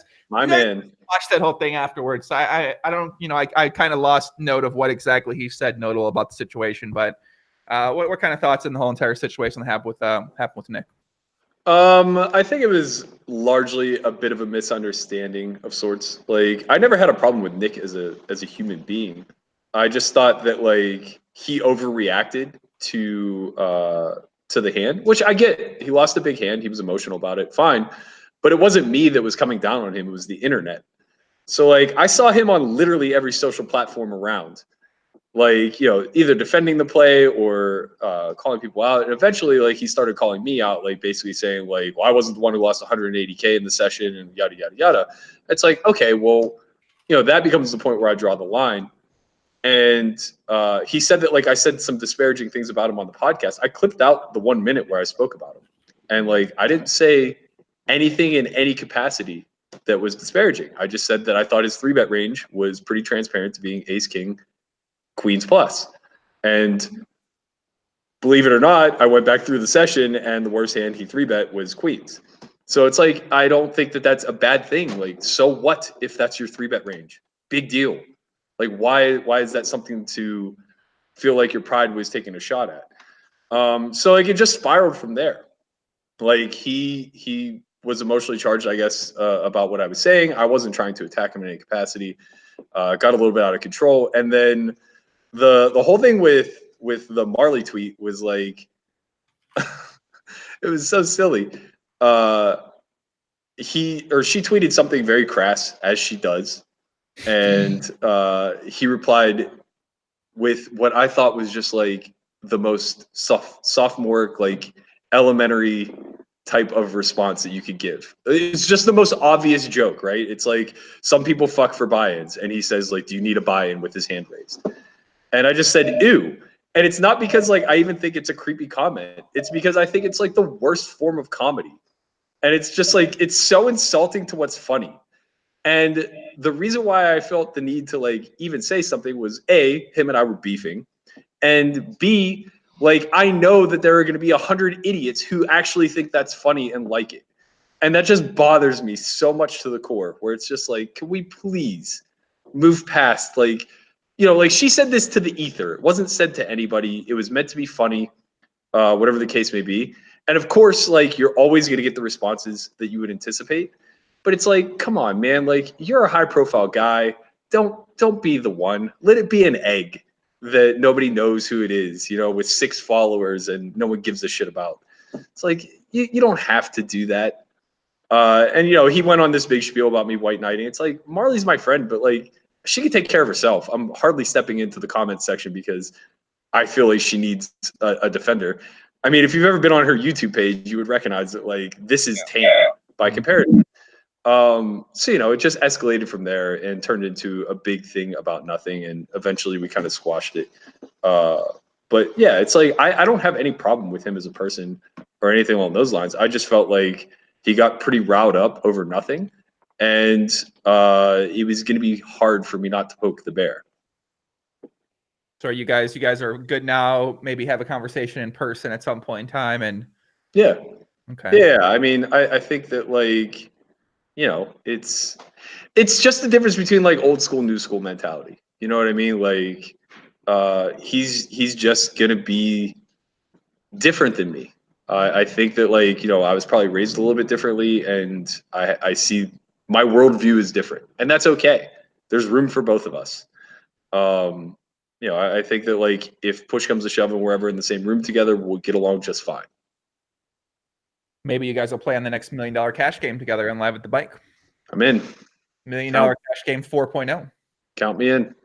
Have you been watching any of the recent streams? You got a new guy named Martin on there playing, mixing it up a little bit. I saw one hand, and I don't recall it because hand histories bore me, but it was really out of line.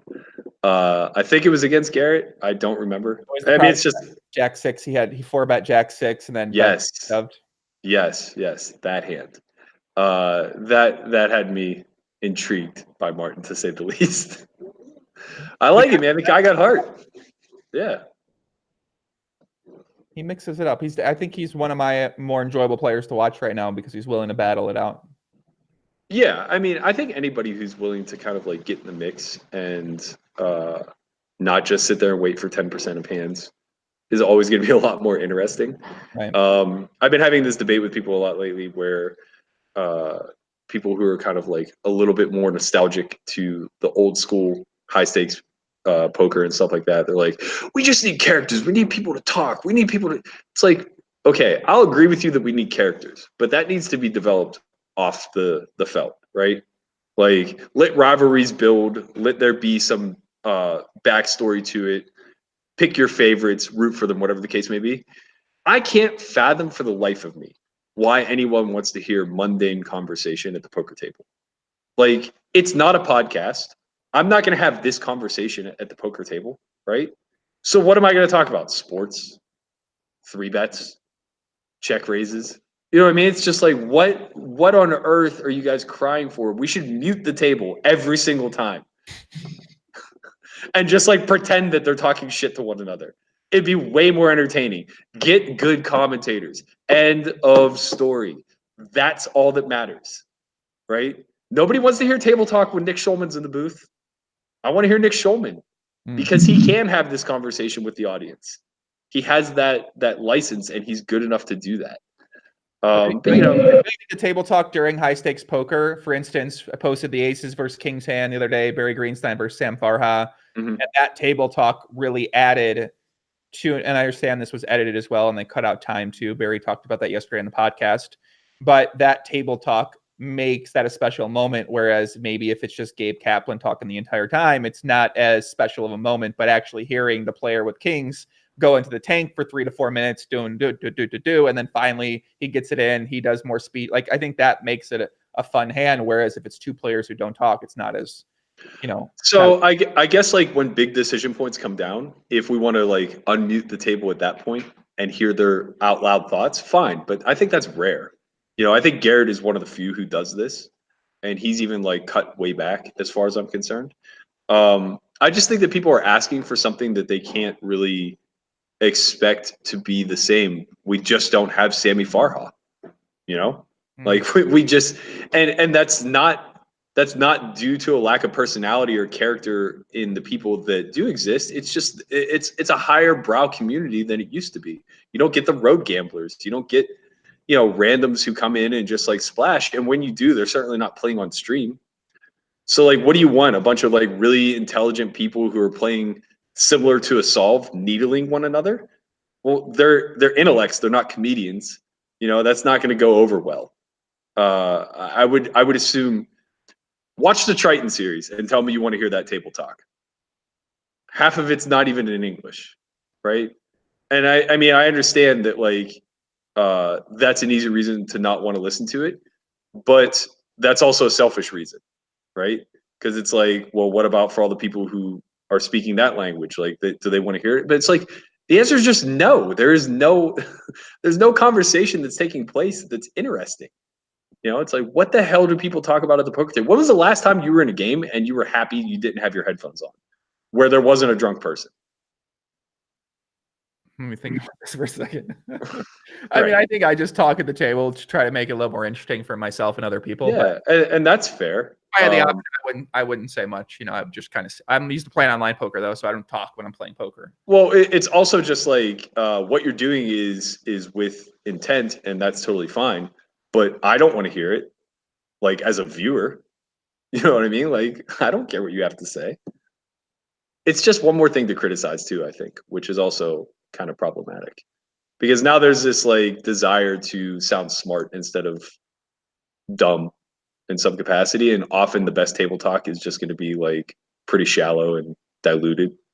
Yeah, like, well, I guess we think about what's the best table talk from high stakes poker, and obviously we have to understand that that's an edited show. But I do think that the camaraderie between those like for instance, right? Let's say hypothetically, right, Berkey, where was a game that it was me, you, Doug, Garrett, Vertucci, and a few like other people we knew.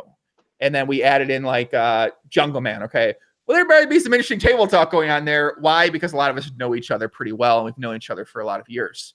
And I think what you saw in that dynamic was these guys play together every fucking day, man. Like Barry, Doyle Brunson, Farha, these guys all play together so much. Tom Dwan was in the mix. He played with these guys. You got to see his relationship grow from the first season he was on to the later seasons he was on. And it was just, you felt like you were the insider amongst this poker game, amongst friends. And it was this really special dynamic. And they were characters who were all different. They were older, some were younger, the mix between them, but like, you know why that won't happen again, right? Like, it just can't happen anymore. People are, there's too much at risk. There's too much on the line. Like, there's way too much thought that has to take place. Most of the table talk that's taking place now is just kind of rude. It's happening over big pots. Think so? Largely. I mean, that, it's just my opinion, but I would just love for people to quantify what they want to hear. Because everybody says they want to hear table talk, but I hear more complaints about they want the right table. They don't want Randall. Right. It's not like, well, we want people to talk, but we don't want people to talk like Randall talks. Right. Yeah, it's just like well, that guy's really annoying. We shut the fuck up. And it's like, well, you want people to, it's like they want people to talk, but they don't want them to, it's got to be this perfect form of like, what's Sam you fought? Raisy Daisy. Okay, like, maybe you should come up with a saying, Matt, like big bet, and then throw out a fucking raise. I don't know, maybe alpha reg, and you throw. But I also think a lot of that was because Gabe Kaplan was subpar as a commentator. It's like subpar as a commentator, Gabe Kaplan. Not now, or not then, but now, right? It was very shallow then. That's why Gabe fit the role very well, right? He wasn't asked to do. He wasn't asked to do analysis. He was just in there to be entertaining. And the table talk kind of carried that. But if you stuck Gabe in a booth now, he'd be lost, right? There just wouldn't be anything that he'd have to he'd be the Norman Chad where he'd just be trying to find a zinger here and there. I think if it's edited, maybe, someone else maybe writes these things too. And it's a little bit of a different scenario. If you put Gabe in a live stream, I mean, I think if you put me or you in something where edited, where we got to think about our lines ahead of time, it would probably sound a lot better than if we were just going on for 7 hours on live with the bike stream. And that's why I think Nick is to be coveted. He's that good. There's just no, I mean, people can argue with me as much as they want, but there's just no doubt in my mind that anything that Schulman's commentating, you don't want to hear the table talk over him. There's just no way. He just has way more insight than they're going to be willing to divulge in the moment. Well, couldn't we say a lot of the people that have that insight aren't doing commentary? They're doing other things. Yeah, I think largely that's true. But I think it'll shift. I think there are a handful of people who care about having some other outlet than just poker. And we'll see people, we might not see another Schulman, but we'll see people of that ilk begin to emerge and care enough about the craft to get good. I think there are more Schulmans out there. It's just a matter of they're not in Vegas, and Schulman's here in Vegas, so he can go down to the studio and go back in the room with Ali and do it. And he also knows people who are associated with Poker Central, so he has the barrier to entry for him is a lot lower. Whereas I think there's a lot of really smart people out there who are thoughtful in the way that they articulate their thoughts on poker. But how do we find those people, and then how do we get them to the point where they're able to actually be brought into a booth and do commentary on some sort of level? I think that's another challenge. That last part is really the biggest challenge. I absolutely love doing the WSOP coverage.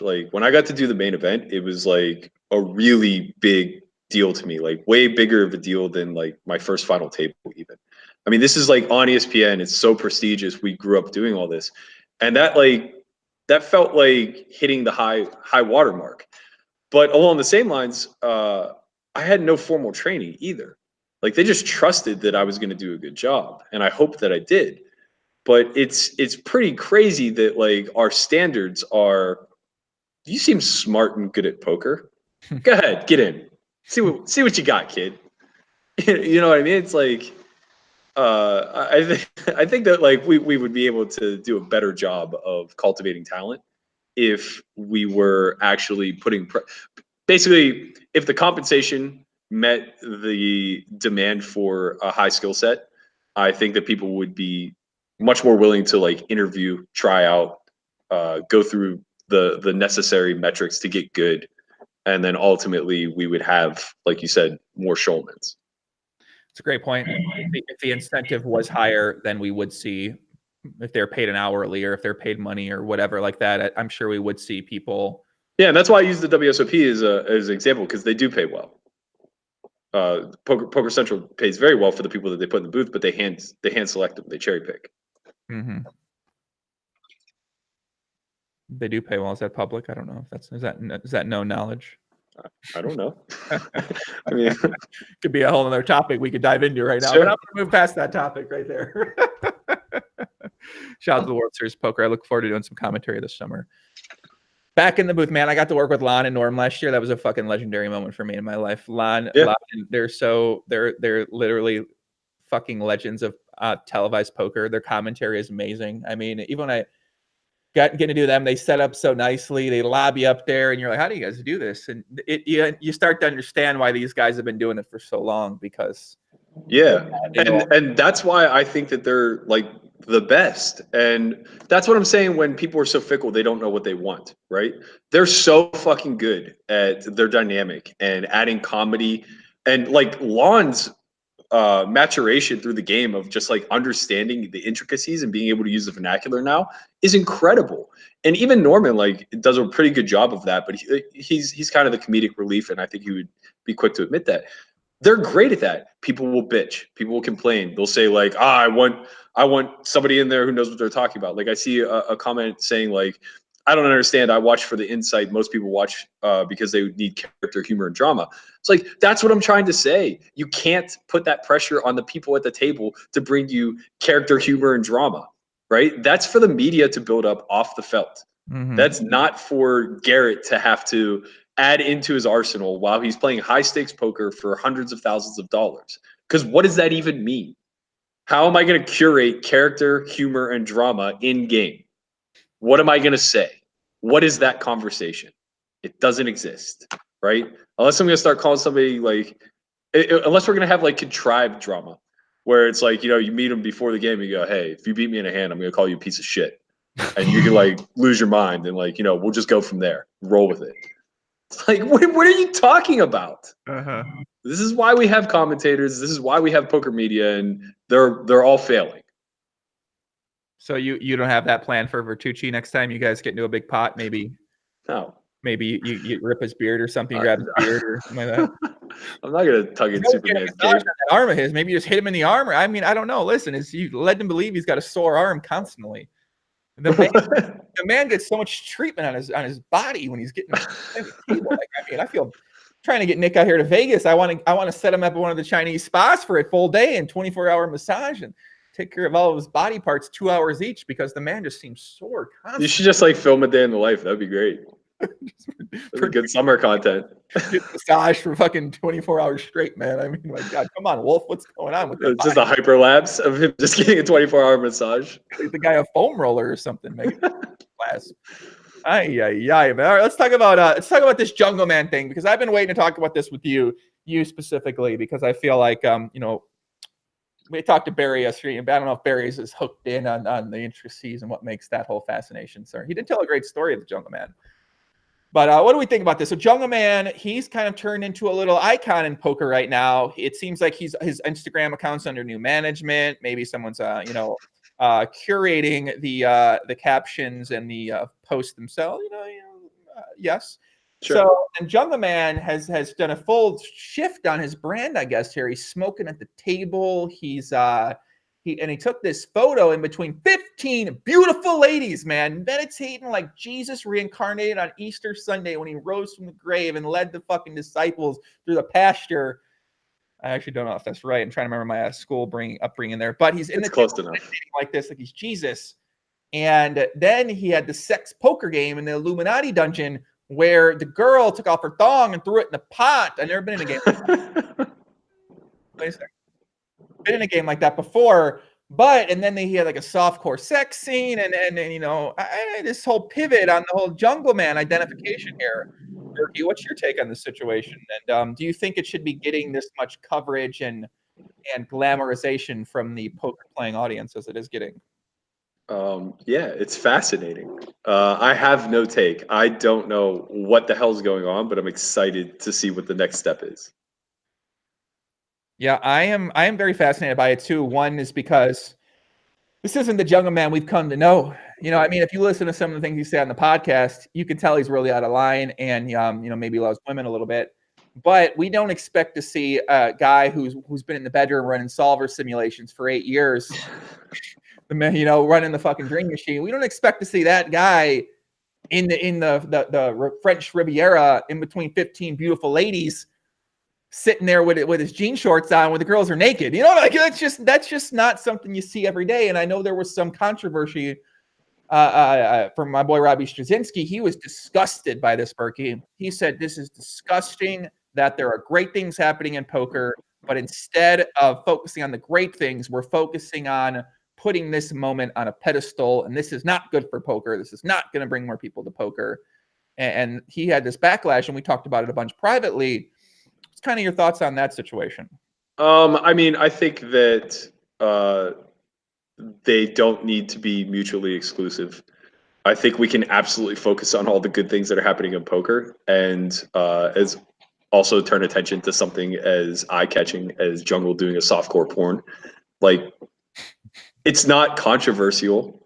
You know, it's not this thing where it's like somebody found a Jungleman sex tape and leaked it. You know, this is with intent. I love Robbie. I think he does a great job, but I think like his gripe should be with the media, not with the Jungleman post. The fact of the matter is, the reason why we're not shining a spotlight on all the positive things that are happening in poker is because we're lacking in that area when it comes to all platforms, be it social or media or everything in between. Like I said, we're getting too hung up on the next shiny object, and for there to be segments on one of the only 2 or 3 media outlets that we have where somebody's literally on camera reading tweets in front of a black bed sheet. It's like we have no standards anymore. This is just over. You really dislike the whole thing, don't you? It was horribly done. Oh. Horribly done. I mean, there wasn't even a take. It was just, here's a tweet that seems to be controversial. I'm just going to read it. Like, what is this? Like, it's literally, I mean, it was like. You must not go on MMA. There's actually dedicated MMA YouTube channels that do this, that get millions of views on their videos too. Right, and that's fine. I leave it to a third party, right? Don't dilute yourself as a media outlet. That seems crazy to me for us to expect that from Poker News. Well, they say that they're an affiliate. They're not a media outlet. They're an affiliate for poker sites, and they're owned by Poker Stars. Yeah, I mean that's fair. Oh, I didn't realize they were owned by Poker Stars. Yeah, that's what came. Oh. Yeah. So I think that's why you might not see this balanced approach to media and sort of covering all the different things happening in poker. I think a lot of it is focused on generating revenue from the affiliate service, and then also probably serving some sort of stars mission. You know, whether how much they do that, I'm not sure. Sure. So I imagine you're not going to get proper coverage of everything that's happening in these other series and with Party Poker and 888 Poker and different training sites and stuff like that, because I'm imagining their mission statement, goal statement. Yeah, and the thing is like, I'm not trying to call Poker News out as like having done a bad job. I think that they do great whenever they cover events, right? It's like they're the gold standard. When the World Series didn't bring them back, everybody had major issue with it. What I'm kind of saying is more of like the low end of the spectrum. It's like, keep the bar high. You know what I mean? Like I just don't see the need to add content for clicks. You don't, well, you don't. I mean, what do you want to be? What do you? No, I don't actually, because it's not like they have any videos that have 1 million views. Like, who gives a shit if they're making $35 off of some video that has 30,000 views? Well, I think they probably see video topics that I make or Doug makes or something like that, and they see what gets views a lot of the dramatic, Doug firing shots, that talking about fake positive people. People love that kind of thing like that. So I think they probably see that and say, well, what can we do in a similar capacity? And well, we might not be able hire Doug. You better get the Brinks truck backed up, man. Listen, man, it's gonna take 7 figures to get Doug off the couch, man. I don't know, Doug, you know what I'm saying? Doug's busy right now. He's busy traveling the Europe and kind of figuring out the next step. Yeah, I guess I just always have the mindset of, if you're gonna do something, do it right. Don't just like try. And it's not like these things got any views. They had like 800 views or something of that capacity. I just happened to stumble upon them, but it's just like, they're probably trying new things out, whatever the case may be. I don't get it. I think it like furthers that like negative narrative where we're constantly putting all the achievements on the back burner, and instead like, well, let's see what's going on Poker Twitter this week. It's like, all right, here we go again. Like, we're just going to have a lot of... What do you think the achievements are? Because we're also going away from publicizing losses and talking about losses and acknowledging anyone loses, because, oh my God, we don't want to shame this person from playing the next 50K or playing the next live. So insane. I was talking to Kristen about this yesterday, and we were discussing like vlogs in general. And I was like, one of the big problems is that this generation doesn't know what it was like to not have access like our generation did to the past. Like Barry, when he launched Poker Road, was like one of the most revolutionary things that the community had seen at the time.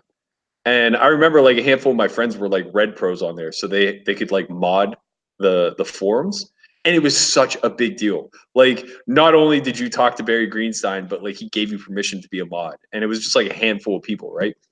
Now all of a sudden it's like we have this vlogging sphere, which is great. It's fantastic. And some of them just absolutely kill it. Others just absolutely suck, but they're all getting the same views. It's just they're all like, if you watch one vlog, you seem to watch them all, and everybody seems to like be tuned in. And it's the same repetitive stuff over and over again. There isn't a lot of creative license being taken place because there's a formulaic approach and it just works. And I was like, it's so fascinating to me that somebody who is playing 1-3 and clearly, by the way they're discussing hands, not winning, only post vlogs where they're winning. Like, to the audience, they're massive winners and they're killing it, right? But then we give insight to like 1K, 2K games, and I'm just transparent that like, I went from 1 million up to 700K down, and it's just like backlash. It's, you're the worst, you're an idiot, whatever the case may be. And then on top of it, I was just like, and we just get lumped into the same group.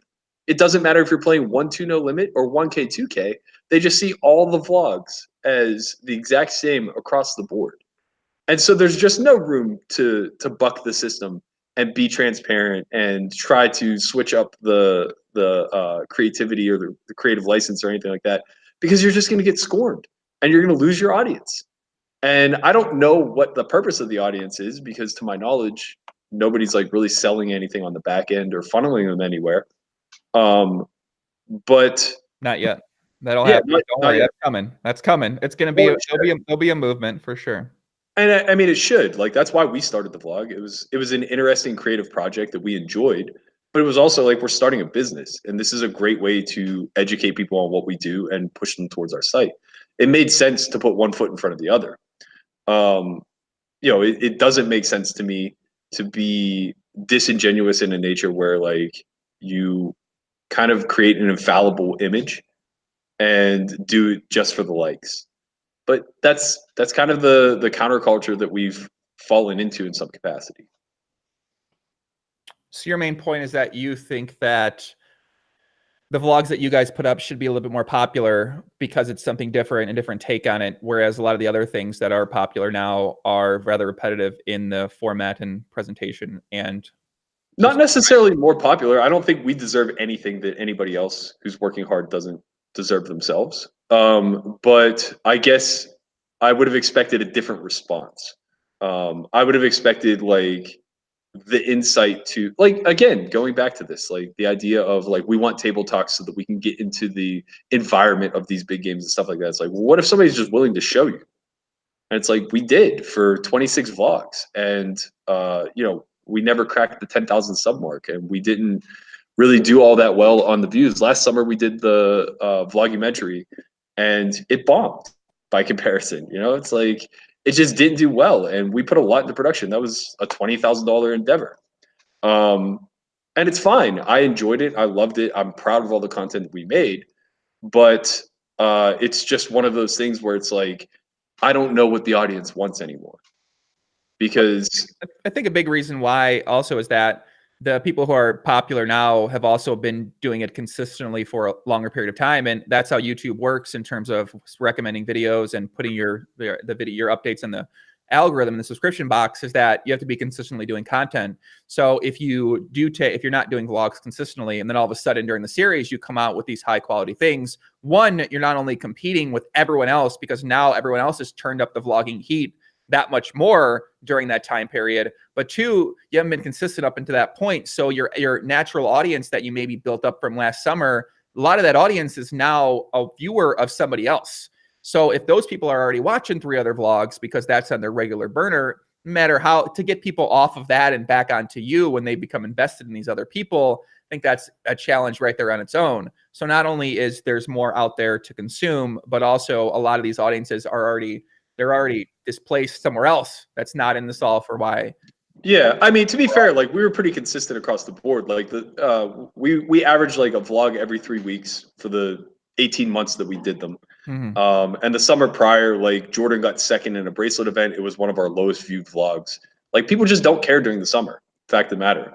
At least from like. You don't think they care about vlogs during the summer? No, I don't think they cared about us specifically. They didn't care about the high stakes. There was a lot of low stakes stuff that I think that they could just cling on to. And then Daniel covered the high stakes himself. Like, Daniel's vlog is, I watched every one. I think he does a great job. I think he has a good team. They crank it out literally with no turnaround time, which is wildly impressive. And this past summer was actually like the most consistent, since we were doing them probably like one every 10 days or so. But, you know, it's true. Like, what you're saying is true. Like, we certainly weren't consistent enough. Like, we weren't once a week kind of posters, and you know, we're probably not piggybacking off of a lot of other stuff. And I'm not even complaining that like it didn't do well. Like, it did on par. It was the same. We just thought we upped the quality, and like maybe that would up the views. I guess what I'm saying is that, like, to me, it's becoming like very muted as far as what people are looking for. Like, it seems like people are really not just content, but thrilled with status quo. And the idea of like leaving that realm is just going to kind of like fail in some capacity, where you know, the idea of like doing something high level that is going to be relatively produced and have a storyline to it, and you know, potentially turn into something, people just aren't that interested anymore. They'll go to like Netflix and other streaming services for that. And I think that that's totally fair. It's a lesson that we learned. I guess like I'm just very confused by it. I can understand that. I think that you kind of mentioned earlier that a tried and true, we know what the tried and true formula is, and we know that's popular. So a lot of people just stick with that and don't necessarily get outside the box. I mean, that's what we've seen with a lot of the vlogs for the most part. I mean, we've seen that with vlogs and mainstream. And if you do research more of the mainstream vlogs, there are different formats people use and different styles that they use. From what I've seen in poker, it seems like they all sort of, you know, most of them just use Andrew style or Brad Owen style, or, you know, those. Some of my favorite like content like that out there is are you familiar with Dude Perfect? Yeah. I like, whenever we first got into it, I was just like, I just want to do anything that resembles this. Like, I think that they just absolutely have a complete and utter home run on their hands. And they obviously do. They have like 10 million subscribers or something absurd. But like that formula where it's like a team of guys who are clearly friends, just having a good time, kind of letting you in on their brainchild, is really intriguing to me. And I can easily sit through 20 minutes of it. We got Jammin in the chat. He says, Jaman Jammin. I can't, it's not Jammin because I know people say it's Jaman. Jaman Burton in the chat does a lot of vlogs as well, always in the chat. He said, I love his vlog, man. He talks cookie cutter. He talks about the Tryhards. I'm a big fan of that. What's that mean? I don't know. There was one vlog he did. He was at the R. He's like, man, I'm at a table with a bunch of tryhards.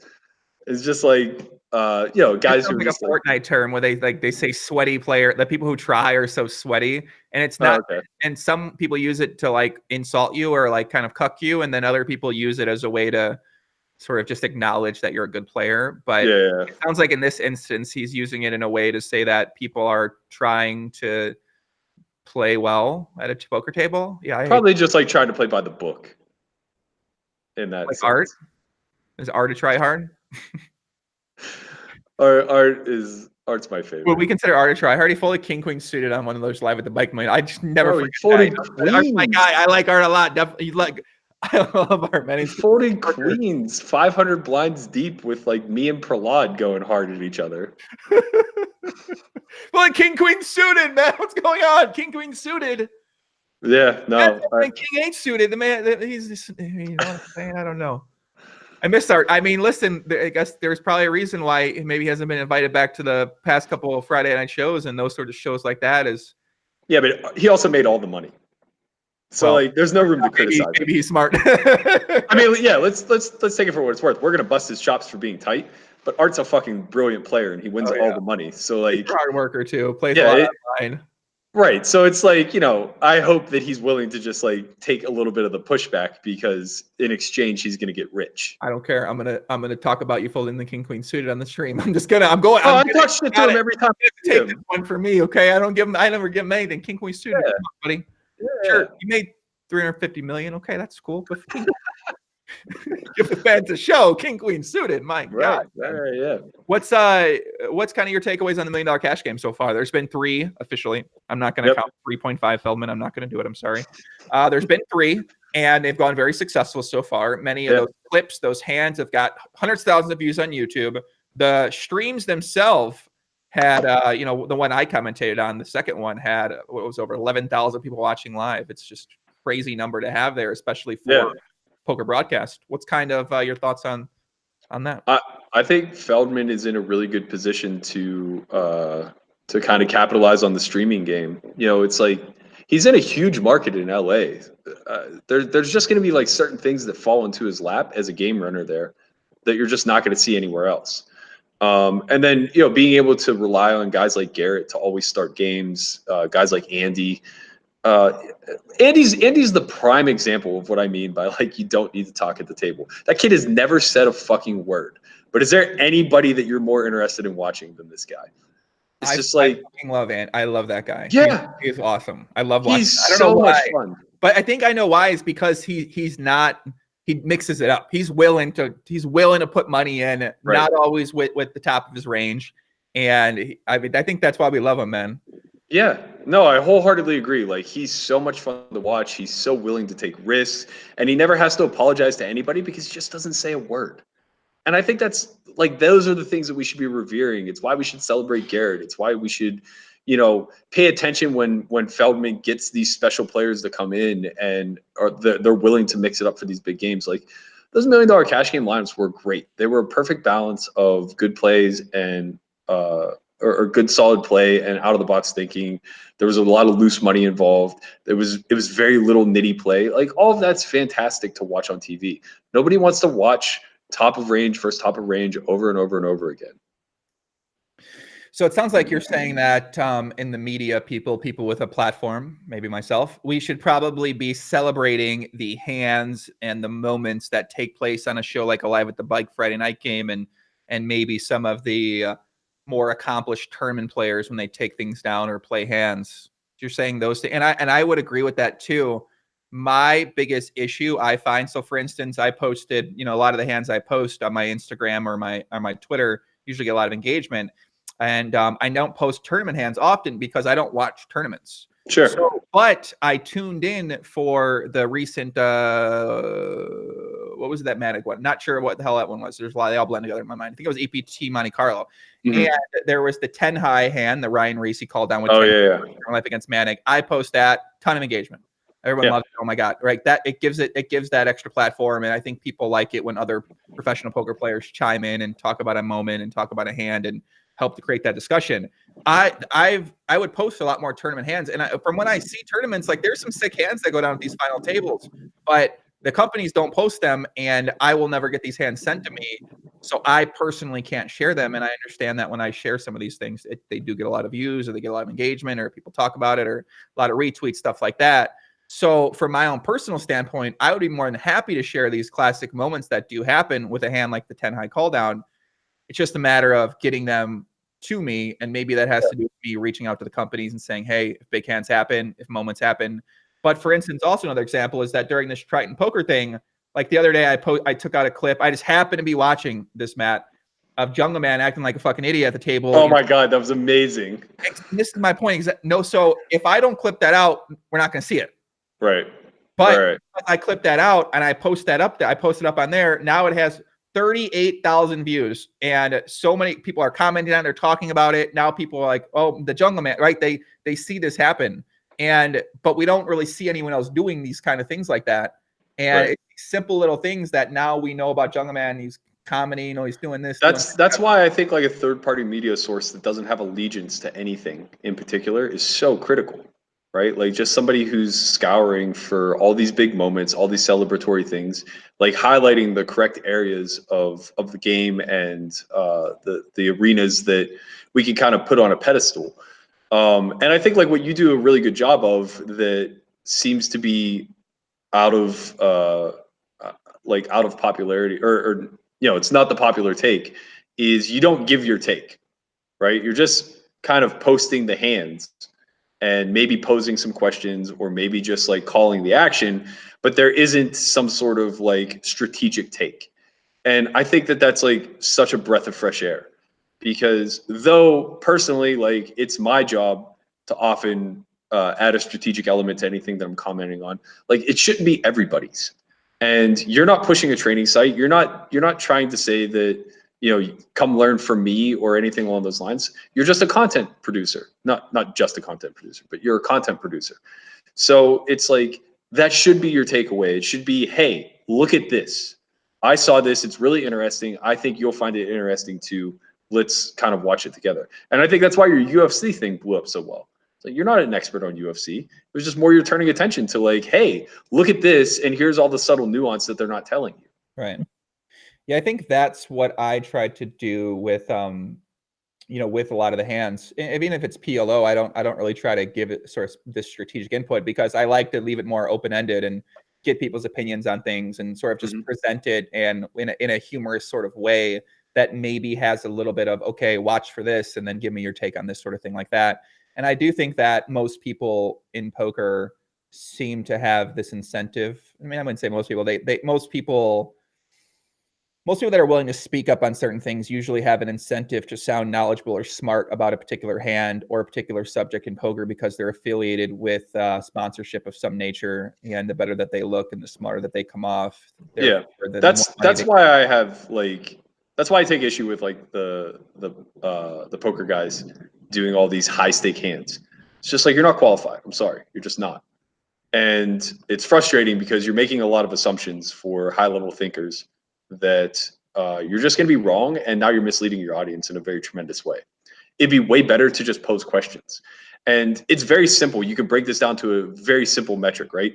If you put up a Facebook post that says, I went to the gym today, versus a Facebook post that said, I went to the gym today, who else went, or did you go? Something like that. Which one do you think gets more engagement? Second one. Obviously, you ask a question, people answer, right? You make a statement, people just push back or they ignore it. And it's 101, It's like one of those things where nobody wants to be talked down to, and nobody wants to be led by being pushed from behind, right? Either you are saying something of value that's going to catch people's attention, and they're going to want to kind of like fall in line a little bit, or at least hear more and ask questions themselves, or you're going to pose enough thoughtful questions that you're going to get a group of people saying like, well, I'm not necessarily sure, but do you have an opinion? And now that affords you a platform. And, I'm not talking about like some niche specifics. I'm saying like as a whole, we could all do this a lot better. Yeah, I don't think there are many poker players who pose these things in a in an authentic way where they're actually looking for your opinion or feedback on things. It seems like the people that use that sort of caption are oftentimes doing it in a way that's not authentic. They're just looking to drum up some sort of engagement, and they really don't care exactly what the feedback's going to be from the audience. Yeah, I agree. So I think when that's you see fair. that, like the whole oh, tag a friend if they, if you want them to stop doing drugs on Instagram, I think most people realize that's usually not authentic of a thing. Even though I did put up a video recently, you should watch this before your poker session. You should 100% watch that. You should 100% tag a fucking friend, because that video is going to get him fired up to go out there and crush. Right. Berkey needs to watch that before every tournament he plays this summer. He's been watching that video I made. Listen, focus. All right, lock in. Put your fucking phone away. Lock in at the table. You make a mistake, that's okay. I do watch a video before every session during the summer. It's this video that was made for TCU baseball in like 2013 called The Grind. Okay. It is just, I mean, if you don't want to get out there and tear someone's head off after listening to it, I just don't know what will get you there. Okay. 2012, The Grind. 2012 or 2013. Okay, we got it right here. 2012, The Grind. Okay. I like it. I'll check this out. Oh man, it's great. I have it memorized. It's sick. Let me give a couple shouts to the chat. Who we got out in the chat today, guys? Rachel Lee's in the chat, as always. I think Rachel had a funny, I don't even know if Rachel's a woman or not. Maybe just pretending to be a woman, who knows? But she had a very funny comment on Twitter when we announced that you're coming on the podcast, which I enjoyed. Jonathan Angel in the chat. What's up, John? What's happening? Landon Tice, what up, Landon? Big Landon's been coming up hard with the timestamps recently. Thank you, Landon. You are a fucking god right now. Josh Shannon, create my own energy. Lock, Lotostata, Fast Button Poker, Jamie, Calm, Proto, John Tierney, Rocky Falcoa, Donkey Puncher, LOL, Chip Extractor. What else we got out here? Pro Player UK, Doug Jamo, Duacar,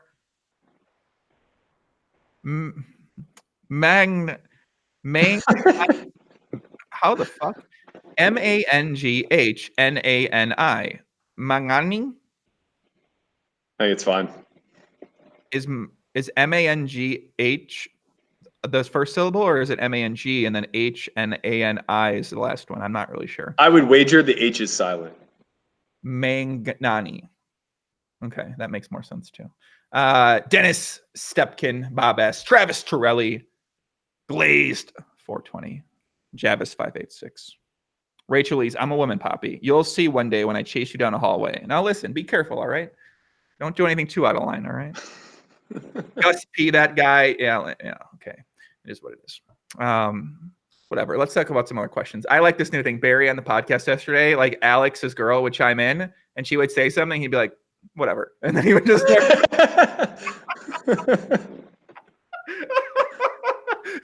whatever. His fucking shoes are away. He's talking about how Barry's talking in the podcast. He said he only gets 10s.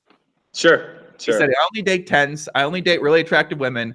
I always thought I'm not the most attractive man, but when I start talking to them, I know, you can hear me, I'm a good talker. I know that I have an advantage when I talk to women, so I always got perfect 10s. And then he made a comment of a clip I just posted about pornography. And he said that he's never watched, he's only been in pornography once. He took a girl on a date there, something like that, when they were younger. I think he was 17 allegedly. And he said that pornography is for people who don't have a great sex life. And his sex life's always been great, except right now it isn't. But that's what he said. So what are your thoughts on that, Matt? Do you think that pornography is only for people who have a subpar, inadequate sex life? Probably not. I think like for Barry especially, he probably grew up in an age where it wasn't very accessible. So life experience is just going to kind of lead him way beyond the internet realm. But, you know, I do think that there's a lot of compelling cases for, I know what you're laughing at. I wonder if he can. I mean, come on.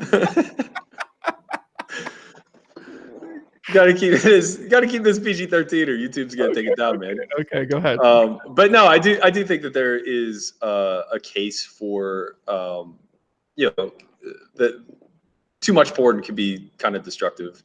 I just, especially like for generations coming up, right? Like the internet generations who just have it accessible from the age of 8 on.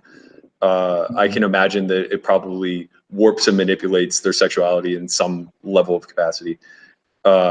Little known fact, I actually stopped watching it in January and haven't even remotely been enticed to pull it up since. I thought this was going to go a different way when you said little known fact about you. I thought you know what I mean, I just thought you were going to, okay. So you haven't watched since, okay. You haven't watched, let's just Yeah. I'm in some foot fetish porn somewhere out there. I mean, For listen, sure. I don't know. You know, it could be. You never really know. You do look like that one guy with the head, that, you know, the Johnny Sins. Is that his name? I don't know, man. I don't learn I'm telling you look like Johnny Sins. I don't learn the male star YouTube names. channel. Maybe you should look at his YouTube. Maybe you can do like a. Can I show this page without getting banned? I think I can. Let me show you. I'm serious. You kind of look like this guy, Johnny Sins. All right, this will be legal. I can show this. Hold on a second. What do you think? I don't know, man. The arms, the head, the smile. He's way balder and way more jacked than I am. Mm. Is that Ryan Reynolds' face on his body? I'm not the clicking third picture. I'm not going to expand on anything here. Okay, I'm not. This is as far as I can go. Okay, I don't know what's. I don't know what's down there. That's a rabbit hole we don't want to fall down. Berkey Sins. I can see it. I'm just saying I can see it. So wait. So what have you noticed about these effects of no pornography since January? Nothing noteworthy. Just that like it was very clearly a crutch. Like it became a part of habit or routine to just like indulge anytime you felt the need. Similar to like eating late at night or snacking or whatever. You know what I mean? Like you just get an urge and you satisfy it. So I guess like I've noticed like less desire to be impulsive, which is always a good thing in my opinion. Do you find that your drive to be productive in terms of the games that you are focused on, whether it's poker or whether it's dating or anything like that, do you find that drive is stronger now, or do you feel like it wasn't affected by this at all? Probably not stronger, but the desire for like emotional connection probably increases just naturally speaking. Mm-hmm. I mean, you know, we're 30 something guys, 30 something year old guys where we live in Vegas. It's not exactly the place that you're looking to find a wife. So it's easy to fall down that slippery slope of everything is just a hookup and you know, you're 100% emotionally detached, especially when you play poker for a living and you're kind of paid to be emotionally detached. I guess for me, it was just like an experiment where I wanted to see if I could revive the younger version of myself who actually gave a shit about things. And, you know, to some degree, I think that that's been helpful. Mm. Yeah, I've studied this a lot about the idea of cutting out porn or what porn does to your mind, or does porn impact your ability to connect with people or love someone because your mind's so, you know, fucked up maybe by what you take in, especially if you watch some of the more hardcore sort of actions and these outlandish and Even if you don't do that though, just the paradox of choice is kind of overwhelming, right? It's like the idea of there never being a good enough song on the radio and always switching the station looking for another one.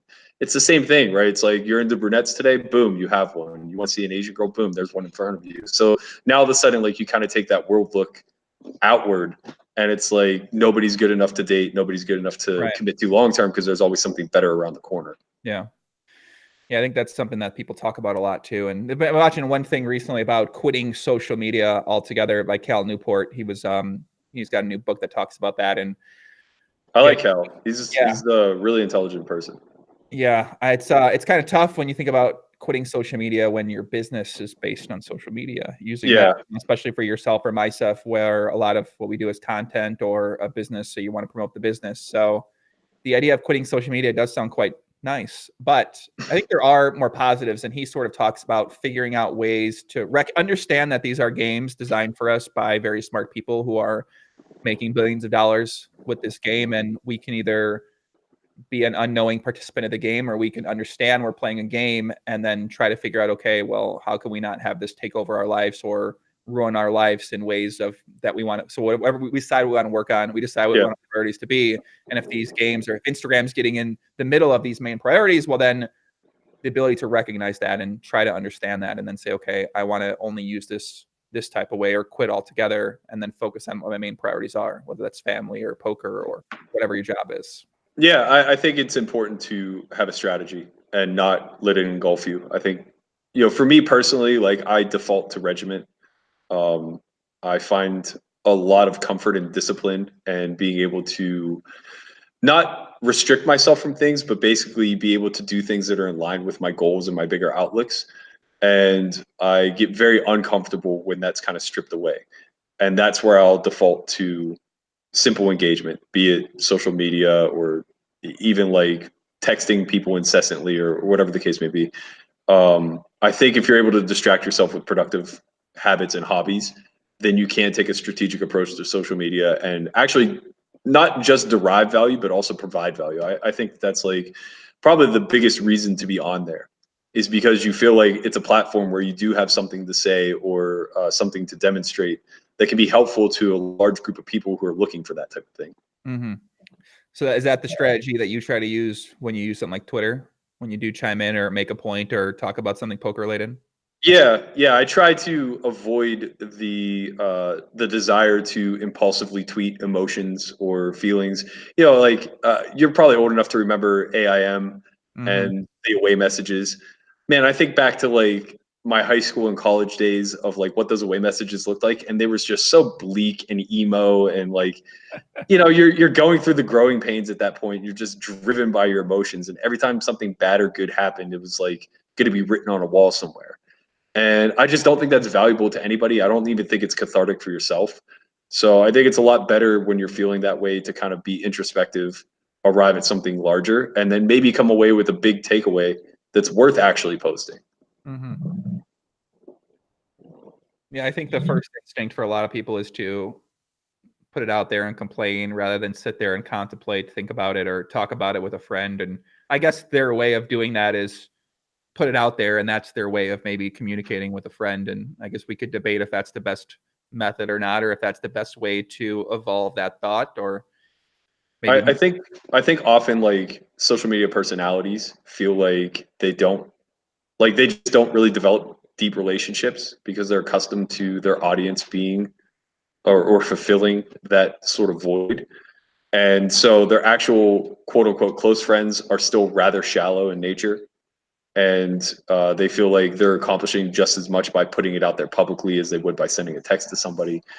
You know, and there's a certain distance in any of these types of scenarios. I personally I'm really lucky. I'm still very close with my group of friends from kindergarten. Like growing up in a small town and us all kind of being our support systems throughout the course of things, even though most of them are like married with kids and living a very different life than me.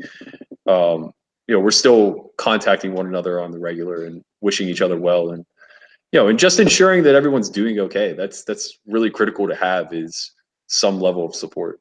Mm-hmm.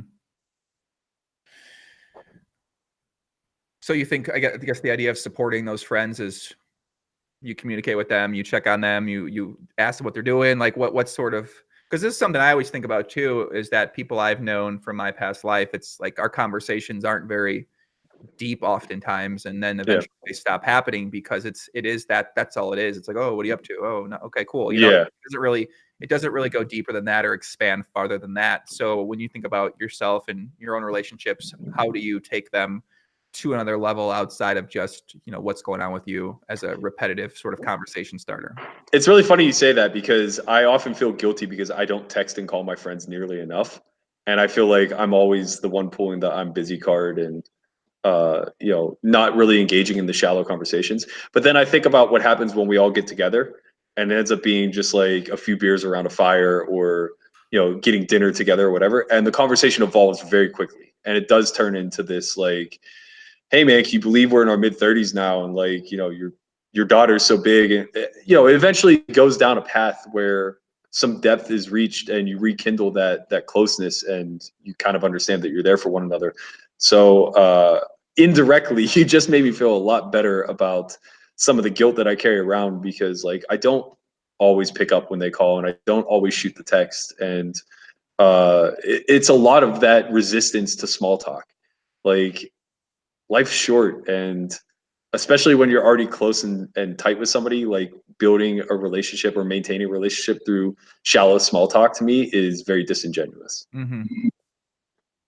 I guess the question then becomes, what do you do to build that relationship and maintain that relationship, especially when you live so far away from somebody else and the lives that you have are completely different than you know, those people too. So it's like, well, if you're a father and you go to the office every day and you're here and I'm here in Vegas doing this, doing that, well, then what exactly are our conversations about? You know, what's our mutual sort of connection, whether it's sports or whether it's baseball, which, you know, obviously is sport, but or working out or fitness or sort of an active interest in exactly what their job is or what they're doing. And I think that's probably a challenge for a lot of people, is to find that common topic. And I think that's why most topics end up being gossipy in nature and or sports related, is because those tend to be relatable ones that most people sort of can connect with. So that's why you just go to that oftentimes. Small talk.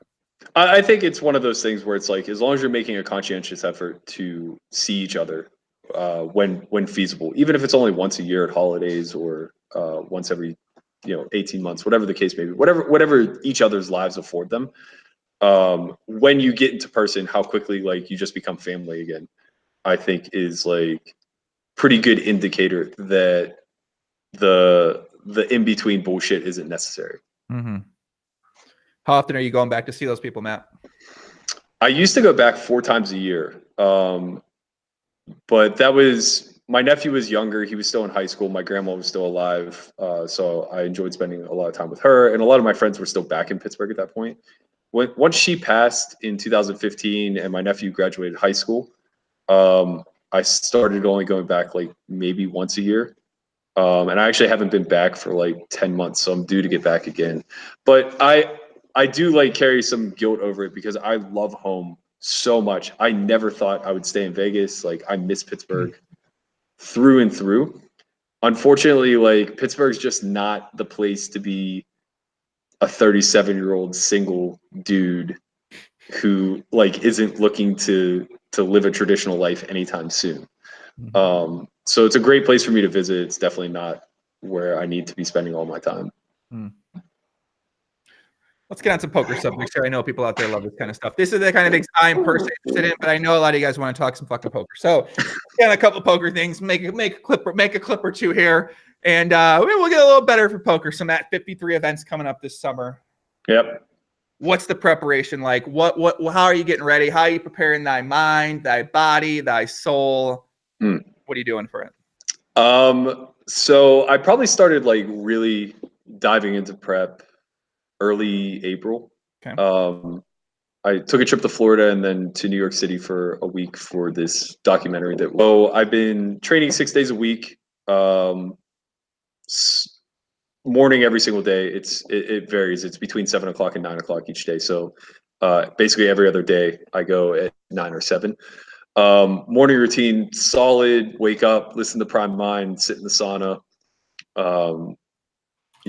have my supplements, hit the gym, come back, drink my bone broth, and then get to work for the day. And I'm just really trying to build a callus to putting in these 12 to 14 hour days where I'm just grinding and I'm not letting myself get distracted. And I can feel it, like I'm just mentally getting more and more accustomed to it, right? But the biggest thing that I'm doing that I think will probably go overlooked is I'm really micromanaging my diet. So for like the first quarter of the year, I was doing a little bit more of a balanced diet. I was eating probably like 50% fat, 30% protein, 20% carbs, something in that nature. Just giving myself a chance to kind of like pack on a little bit of muscle so that I wouldn't have to train so hard once the series came around. Now I'm really dialing it in. I'm working out, 1.5 times more often than I was prior. I'm eating a lot more protein dense diet. So it's probably more like 50-40-10, maybe even like 50-50-0 sometimes. And I'll do that up until June 1st, where I'll just try to go keto for the rest of the summer. So I'll probably eat like no carbs over the summer. I'll be eating like, 70% fat, 1 meal a day, fasting for 18 to 24 hours at a time, sometimes taking longer fasts than that. I made a joke that if I don't make dinner break, I'm just not going to eat that day. And a lot of people just don't understand, I guess, how fasting works with the body and mind, and like how efficient our brain actually functions on keto, or on ketones, I should say. But it's not that big of a deal to go 36 hours without eating. I got this last November, I went to the Bahamas for the party poker, and I played the 25K for 3 days and didn't eat the entire time. Ended up getting like 14th or something like that. And then I did the same thing this January during the main event for PCA. I didn't eat for like 2.5 days or 3 days, however long I was in the event. Ended up getting 14th in that as well. I don't think that this is a coincidence. Your cognitive discipline and ability to process complex problems when you're fueled by ketones as opposed to glucose is just like enhanced. And almost anybody who's gone into ketosis will speak to this like locked in idea. The downside to that is it's a lot more challenging to bust your ass in the gym. But that's why I've kind of set it up this way, is because I'm going to be playing every single day. So if I get to the gym 3 days a week, that's going to be a pretty big achievement already. So I'm just like way more focused on diet and nutrition than I will be on actually grinding the gym every single day. So you think that's the best way to prepare for these long days, especially if you plan on playing that many events, is just kind of getting the diet in check right now, the nutrition in check, the fitness in check, and then that way prepare yourself. Do you think, like, where do you come up with this sort of strategy? Why do you think this will work for you? For me, it's all anecdotal. So this is, not all of it. I've done a lot of research, obviously, but personally, I know this works for me. I've gone through these cycles in the past. I know how I feel when I'm in ketosis. I know how I feel working out when I'm not. And I know the upsides of both. And, also just like the results are showing, I've probably dropped like 4 or 5% body fat in the last 3 months. And I'll maintain that through ketosis throughout the summer. But yeah, I don't think this needs to be everybody's process. I just think that it's a really important thing to consider that people overlook. Also, if you're not in the stage of getting ready, it's too late. Like, so many people are like reaching out to me now, and they're like, "Hey, I'm coming out to the World Series in a few weeks. I'd like to prep. What does Sulfur Y have to offer?" And it's like, I mean, you missed the boat, man. Like, I don't know what kind of crash course you expect me to give you in 10 days, but like, I'm not gonna get you to a level of wherever you're at to bracelet winner in some short period of time. It's a long process. Like, we study year round. But if you do want to go to a last minute academy, Sulfur True story. does have something available for cash games May 20th, 22nd, and May 24th, 26th, MTT Academy. That's very true. We have 1 seat left for cash and 2 left for the MTT. So come get them while they're hot.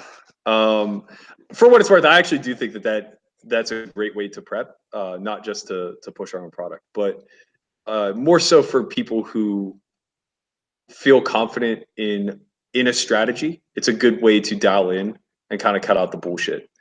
Most of what we're teaching isn't some cookie cutter, like, okay, well, when you have these hands in this position, you should do X, and when you have this action in front of you, you should do Y. It's way more of how do these actions align with your strategy as a whole? How does this fit into your range construction? How does this fit into your frequencies and things along those lines? So it's really more redirecting the thought process into a solving mechanism that allows you to be dynamic for the environment that you're in. Because there's going to be a big difference between playing a Venetian 400 and a World Series 3K. But that doesn't mean that the scientific method that you apply won't be necessary for both. Will the worst players be in the Venetian 400? It's tough to say, man. You want to talk about prestige? Like, a lot of losing players play the World Series because they want that bracelet. Maybe I'll be hopping in the tournament grind this summer, Matt. Let's go, man. I told you a long time ago you should. Yeah. I bought a piece of Sasha because you're not getting into PLOs. I figured she's a dead ringer. Listen, I'm gonna be honest. I'm gonna buy a piece of Sasha over me when it comes to PLO tournament. Okay, cash game. No swing, like less swings, a little more consistent return on investment for me. Yeah. Tournament Sasha's tournament beast, man. As Barry's been saying, she's got all the perfect recipe to win tournaments, and if you want to win tournaments, that's where you make the money at. So yeah, I felt particularly confident hearing him vouch for her. Yeah, he just seems like a good judge of talent. Exactly. Yeah, Barry speaks with her a lot. So if Barry's gonna have respect for your poker game, something tells me he doesn't throw that respect around. He doesn't throw that respect around very lightly. So right. What do you think a mistake a lot of tournament players out there make, Matt? Mistaking the strategies of cash in tournaments or conflating the two as being one. I think that most people learn the game through chip EV and try to make decisions based upon what's a plus chip EV play, and that's largely inapplicable in tournaments. The simple analogy is if I'm playing in a cash game and I win every chip on the table, I just get to walk to a cage and cash it all out. If I win every single chip in an entire tournament, I'm going to get somewhere between 10 and 15% of the prize pool. So clearly there's a massive disconnect here between the two strategies and how we should consider what's a profitable play versus what's not. People are just lazy because chip EV is quantifiable. So we can actually run that math in real time and they'll just defer to that. And that's why I said, like, you're going to see a lot of things change over the next 5 to 10 years because we're going to constantly figure out better ways of accruing information. There's eventually going to be a good way to calculate ICM from the start of the tournament on, where now there just isn't. Okay, that didn't make much sense to me personally, but maybe someone else understand that. I don't really know. Okay, listen, okay, makes sense. All right, we'll go with that. Hey, let's clip that out and see what people think. You know.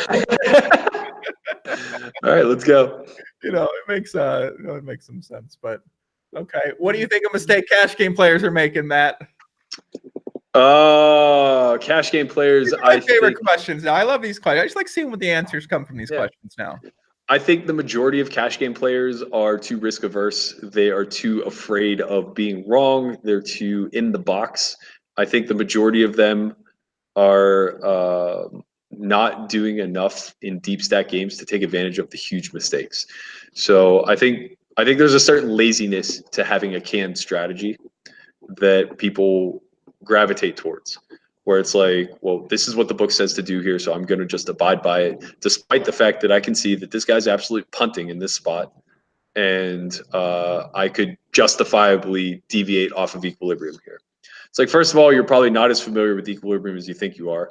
Secondly, your instincts are probably a lot better calibrated than you're giving them credit for.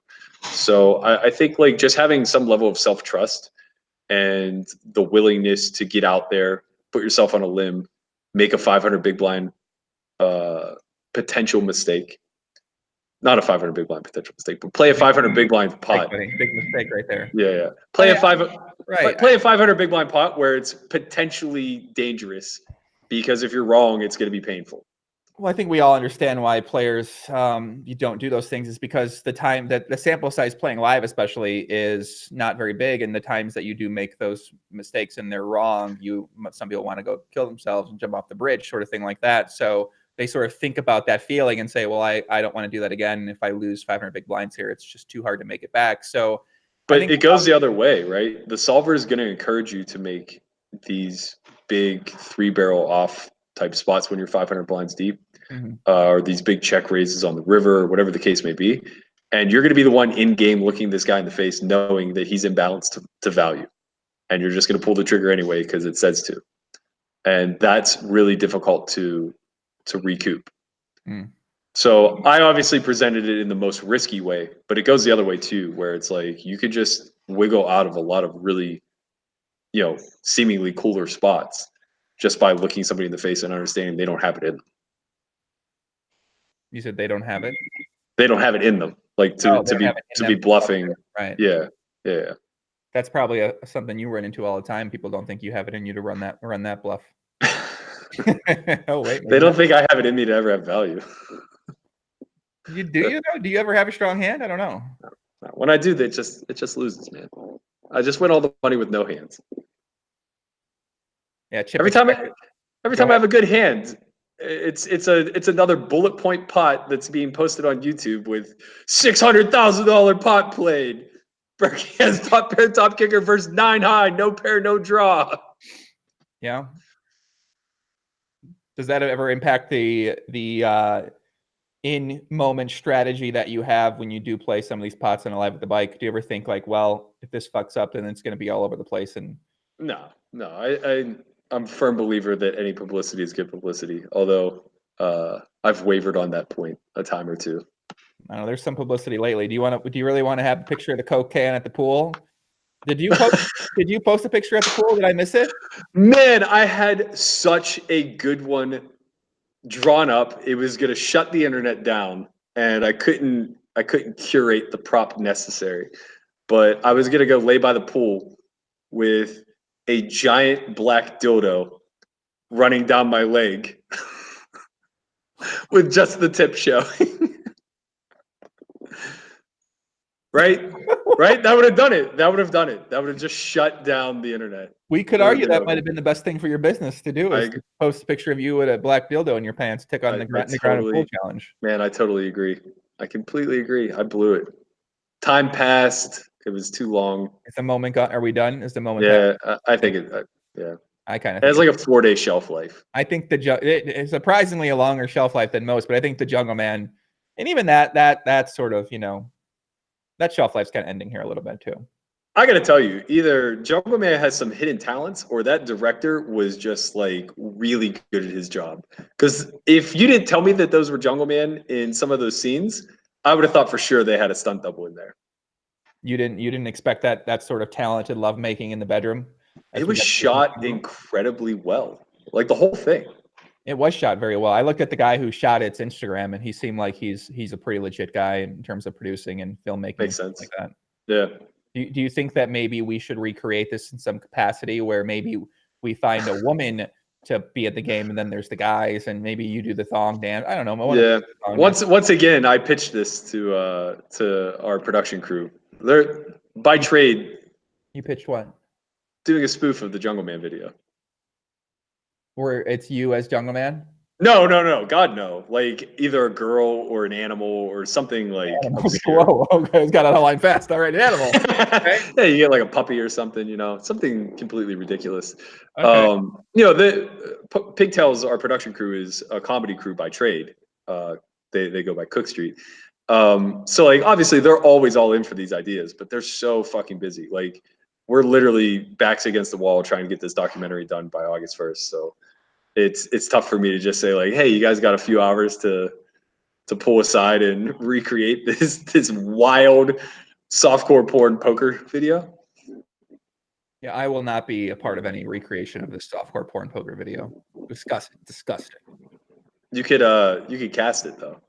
I'd be more than happy to cast it though. Sure. We actually have a great question from Jason Burge in the chat. Why does he own a giant dildo? I don't. That was the problem. I couldn't get a hold of one.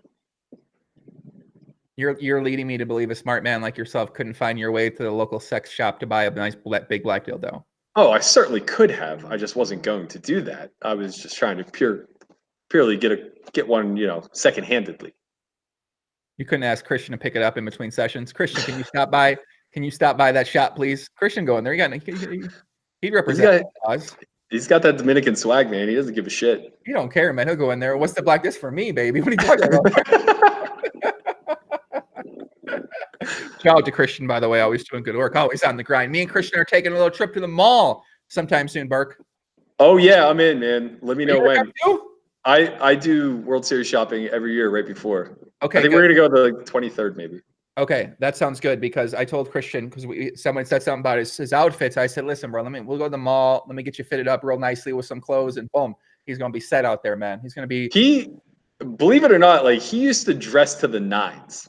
Like I was looking back at some of his old photos. He did not take it lightly. He just fell into that poker player lifestyle where like sweats and a t-shirt got too easy. Mm-hmm. I mean, listen, it is really. I would only wear sweats and a t-shirt and look really ragged down if I didn't know people were judging my every outfit I might possibly wear, and oh, that guy looks like a fucking scum. I'm telling you, I'm going the exact opposite way. This is what I'm going to look like for the rest of the summer. I'm dialing it back. You're only wearing the Leechburg cut down the side tank top. Well, I don't even know what the fuck we're going to call this. Whatever this is called. No, not just this one, but I'm just saying like. I'm taking it. I'm dialing it back. I'm going back to my sporty side. I get so much shit for dressing well that it's like, why bother? Do you remember, Matt? Can we talk about this outfit you're wearing? Let me pull this. I just want to know what this is. I did this for Ali, for what it's worth. I even tagged him in it before I showed up. Okay, I hit him with the Marty McFly. Okay, you know what I'm talking about here. I just got questions. That's all. All right, hold on a second. Let me pull this up real quick. Hopefully, there's no porn associated with your name. Nope, I don't see any. Thank God. I see a picture of you and Doug. Okay. This outfit right here, Matt, what's going on here? What is this? First of all, I think this is a tremendous outfit. I don't know why everyone's giving me so much shit for I'm it. not saying it's not tremendous. I'm just saying it's what's going on with it. Well, I bought I bought this vest a while ago, and when you wear it with like a hoodie underneath, it doesn't look so Marty McFly-ish. But I decided that for the Super High Roller Cash game, I was going to give Ali all the material in the world to work with, because you probably don't remember this, but in the 2016 Super High Roller Bowl, when I was a relative unknown to the field, Ali's only comments about me over the course of 4 days was how I was dressed. Like, to the point where in Dead Money, we made like a 1 minute reel of Ali just riffing spot after spot. Like, I'd love for him to make me a Moscow Mule. I'd love for him to, he looks like a waiter, like just on and on and on and on about it. Right. So I was just like, I'm just going to tee Ali up here, and I'm just going to hit him with the Marty McFly. And I like put a picture of me side by side with Marty McFly before I even went to the Super High Roller Bowl. And I go, who wore it better? And I tagged Ali in it or whatever. And I don't think he made a single fucking comment about it. So it was all for nothing, this outfit, huh? It was. Nah, not really. I think can we expect you to maybe pull this outfit out again? Oh yeah, for sure. I'd love to. Yeah, I think it's a good look, man. Table or something like that. Maybe you pull this outfit out again. As cold as it gets in there, whenever there's only one table remaining, you can definitely see me in a vest. Being a member of Athletic Gear Nation and Tank Top Nation is that it does get really freaking cold in the Rio. So you go in there and you're freezing, and then people comment on, "Oh my God, aren't you cold?" And it's like, I'm not fucking cold. I'm wearing a tank top. I'm a warm-blooded man. I'm not cold right now. Okay, so I'm gonna be there with my tank top for sure. Respect, man, because there have been days where like I've literally had multiple layers on and my teeth were still chattering. Just like can't handle it. Yeah, I love this. People are talking about the Rio is going to be sold, and then they're going to move it to the new convention center behind the link. And then some people are like, "Oh, but the parking." I'm like, it's like, listen, these people in poker have been fucking crying and complaining about the Rio conditions for years. Now they're going to move it, and they're like, "Well, we don't want to talk about the parking." It's like, aren't we willing to gamble it up a little bit here? Let's see what happens. I mean, you go there. Come on, people complain. Now they're like, the parking. It's like, yeah, no fucking shit. It's going to be tough to put that many cars in there. I got it, but we can't complain about the Rio constantly and the $10 water or fruit cups, whatever it is. And then now we get a new shot at something, a brand new venue, and people are going to complain about it. It's just, I don't know. I mean, the thing is like the Rio's great for what it is. We just want things a very special way, and we don't get it there. And it's also kind of an eyesore. Like, it's not the most attractive place on the inside. Repeat that one more time. The Rio, it's not that bad. We just like expect the world. Like, as far as the convention center goes, it's spacious. They're able to accommodate 20,000 players or something crazy, 10,000 players at once. Sure. It's ugly. You've been to their casinos, Matt? Yeah, they're going to charge you $10 for a water too, because they can. Because there's 10,000 people in a room that are willing to pay. Pretty nice places, though. Well, yeah, no, I agree. But convention centers usually aren't. Are you a convention center professional? Have you been to the convention centers around? No, man. I've just played a lot of tournaments, unlike yourself. Centers. Yeah, they're almost always in convention centers, and they're usually pretty ugly. Fuck, we need to make convention centers great again. It sounds like the issue. Let's make the convention centers nicer, damn it.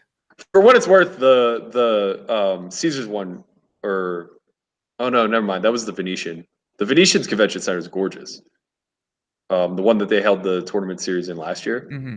It's really incredible, but they're not putting it there again this year, so I don't know what fell through there. Did people say it was far to walk to or something like that? People are going to complain about everything, man. That's true. It's impossible to make everyone happy. They don't complain about the Win Tournament series. Yeah, they do. Do they? Okay. Not enough tables, got to wait in line, alternates, smaller buy-ins, smaller prize pools. Do they complain about him? Phil is untouchable. Actually, rightfully so. They've been complaining about him in the Run It Once poker thread on 2+2.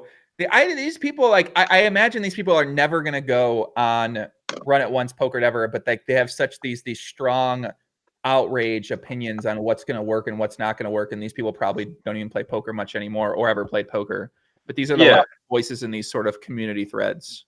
I mean, whatever. Like, certain places are just cesspools, and you have to just chalk it up to that. Like, if you don't know by now that Phil Gelfond is the face of this community and that he's doing things the right way, then you're not paying attention. Mm-hmm.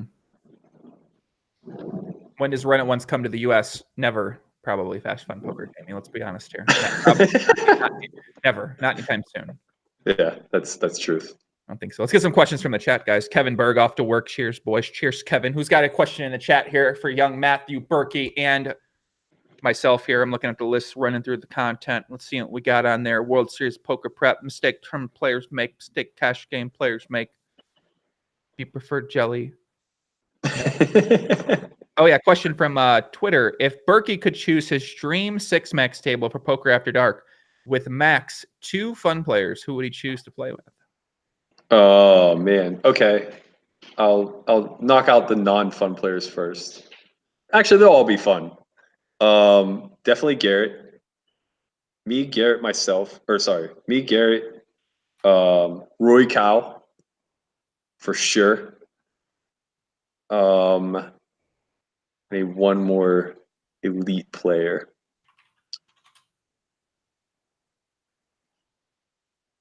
Trying to think who else's action I enjoy. So Rio Cow, and Garrett Adelstein. Yeah. Okay, those are two fun players. Yeah, those are 2 fun players. No. Oh yeah, you can throw Andy in there. I love playing with Andy. This is getting a weird lineup here. Okay. Your dream 6 max Poker After Dark lineup is you, Rio Cow, Garrett Adelstein, and Andy. Yeah. Mike. Yeah, so far.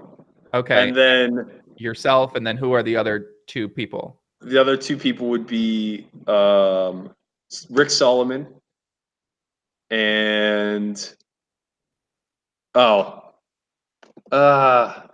this is tough. Actually, I would take out Andy, and I would include Marcus, who nobody knows. Marcus from where? He's a CEO from San Fran, but he's a crusher. He plays with like Gelfond. Let's hypothetically use people we might know in this scenario. Okay, fine. You can leave Andy in then. Okay. And then John Morgan. John Morgan. Yeah, he's the man. Okay, I'm gonna go with a different list. My list: Dream Table, 6 max, the great game, Popmano. I don't even care if they play PLO. My man Bill Perkins. BP's got to be in the mix. BP's definitely got to be in the mix.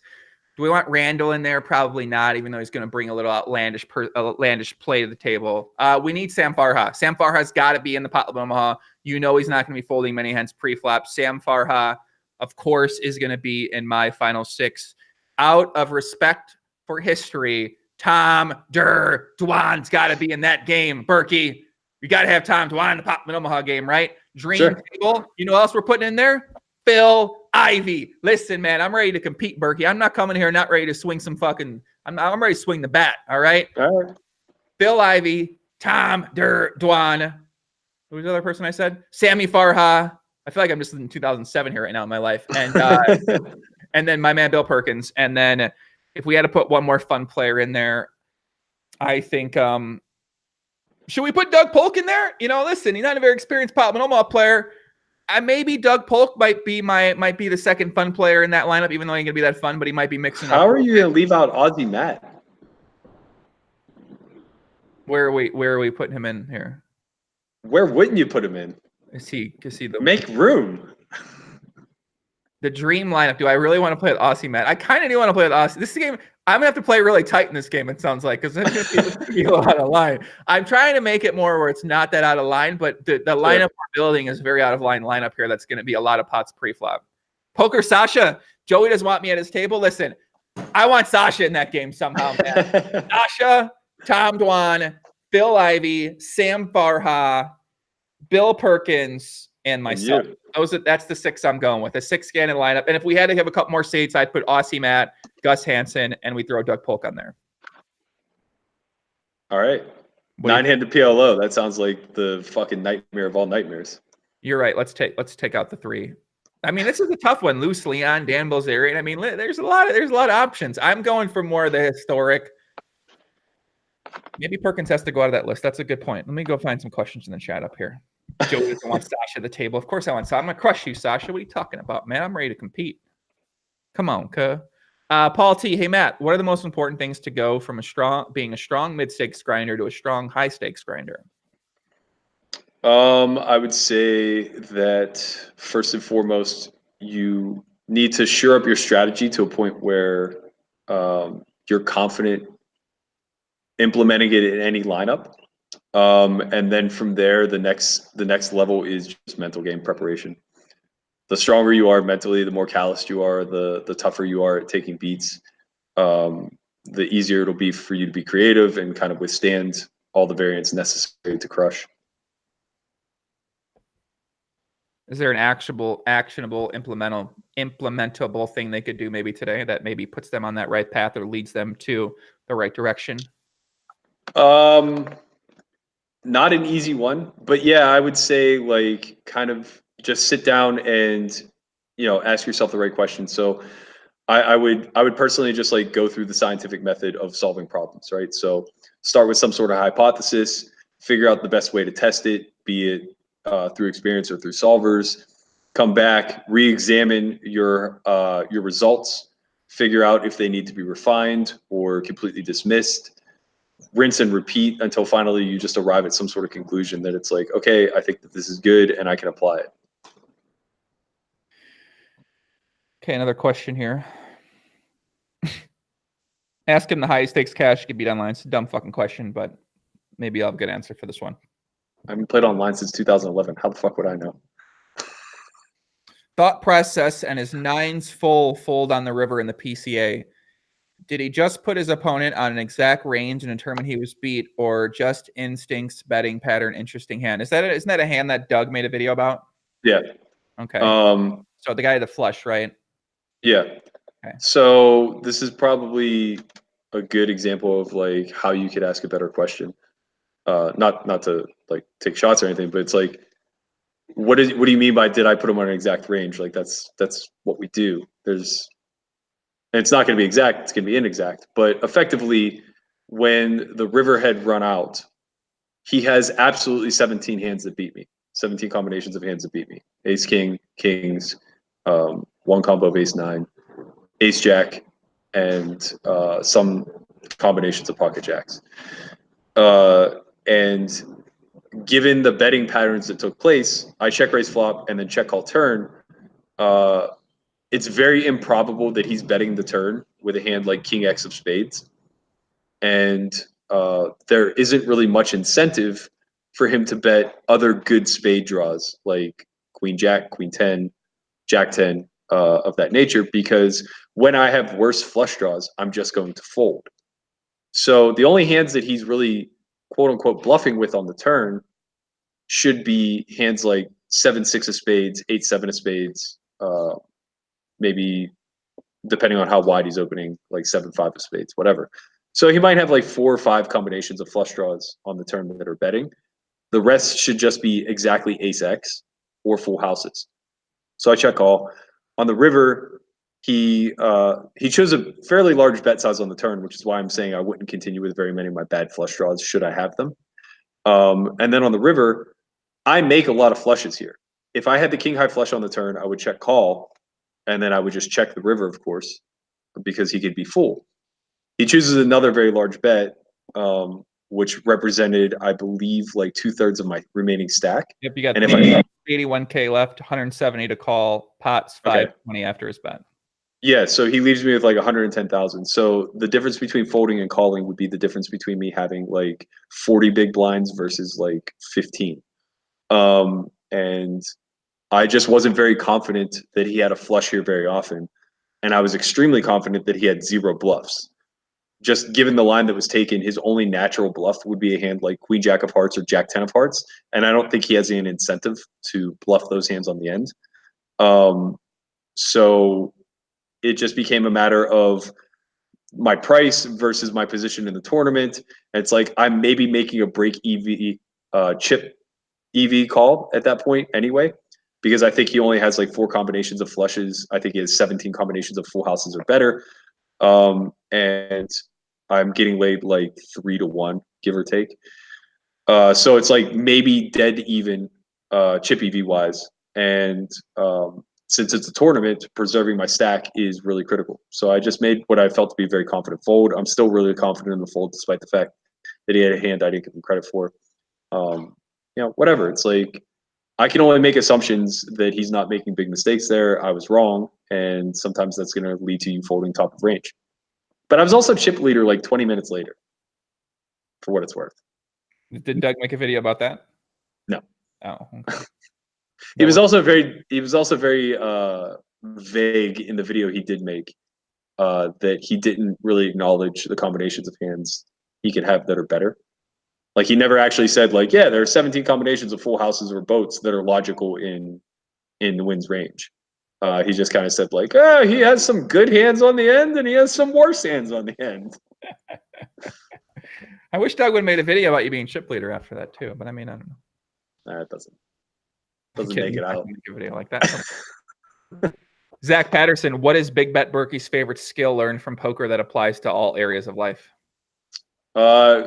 Most likely critical thinking. I just think that I grew up in a very pride-ridden area in just north of Pittsburgh, and just being involved in this game for so long and being forced to be humbled and set your pride aside and really think rationally and critically kind of allowed me to get out of my emotional brain and a lot more into my logical one.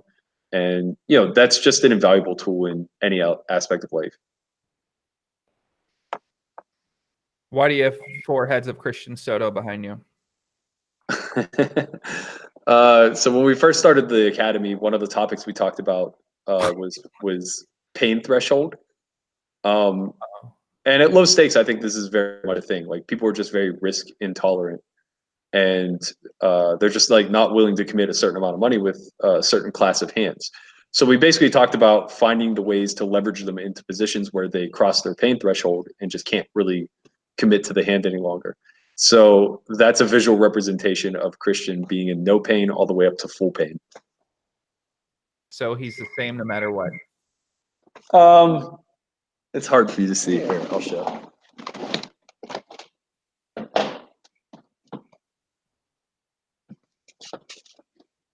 It's not a huge difference, but he's grimacing a little bit more by the end. Okay, I can see it. Looks like he's just taking his shit like a little harder and harder each time. It's like really trying to squeeze that bad boy out. He was in some pain by the end there. I can tell 10x pain. That seems like a very painful right there. Yeah, it's no joke, man. Wes Robinson, what's the lowest / highest tourney buy-in Berkey would ever play? The lowest? I mean, I'll play a free roll if the prize pool is big enough. Okay. The highest? The highest, I've played the 300K twice. I'll probably never play it again though. The 100K is always really good value at the series, so I think that there's an excuse to find a way into that. I routinely play 25Ks now, so it's just a matter of like what kind of liquidity do I have available to me, and how valuable is the event that they're running.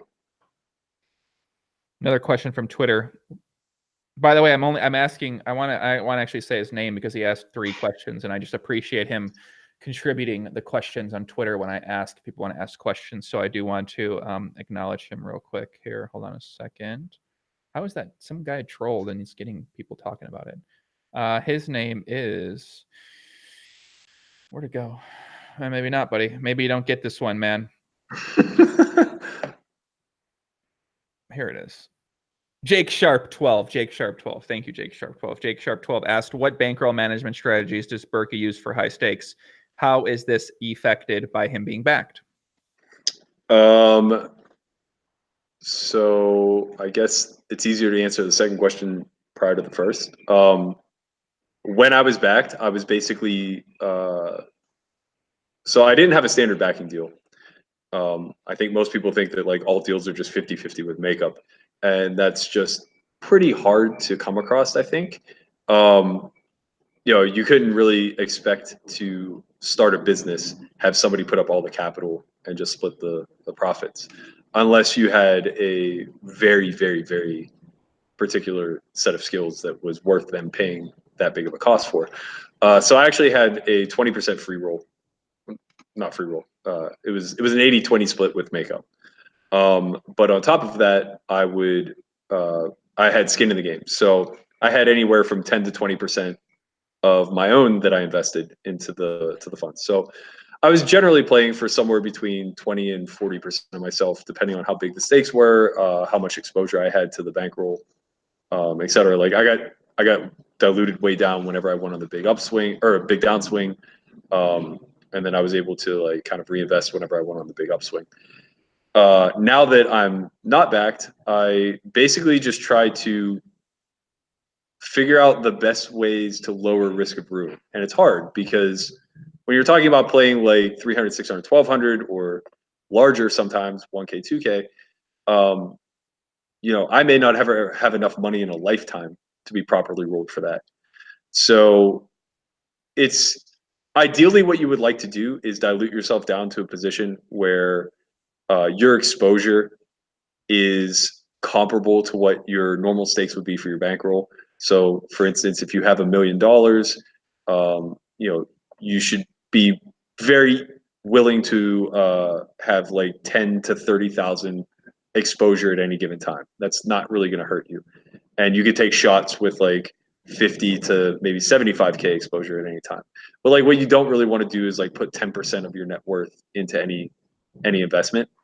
But it's hard. It's tough to, because you also don't want to get shut out of action, right? You don't want to be the guy who just like never plays anymore because you're only playing for 5% of yourself or whatever the case may be. So it's really about finding the spot, investing confidently, taking bigger pieces of yourself whenever you feel a little bit more comfortable, reinvesting in yourself as you accrue more money, all those things. But bankroll management and business acumen, I think, go hand in hand. And it's probably the area that the poker community suffers the most.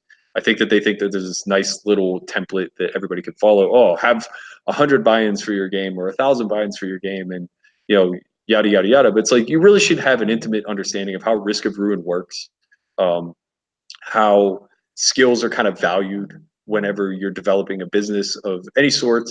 And that's effectively what you're doing whenever you are playing poker, especially if you're asking for some sort of backing.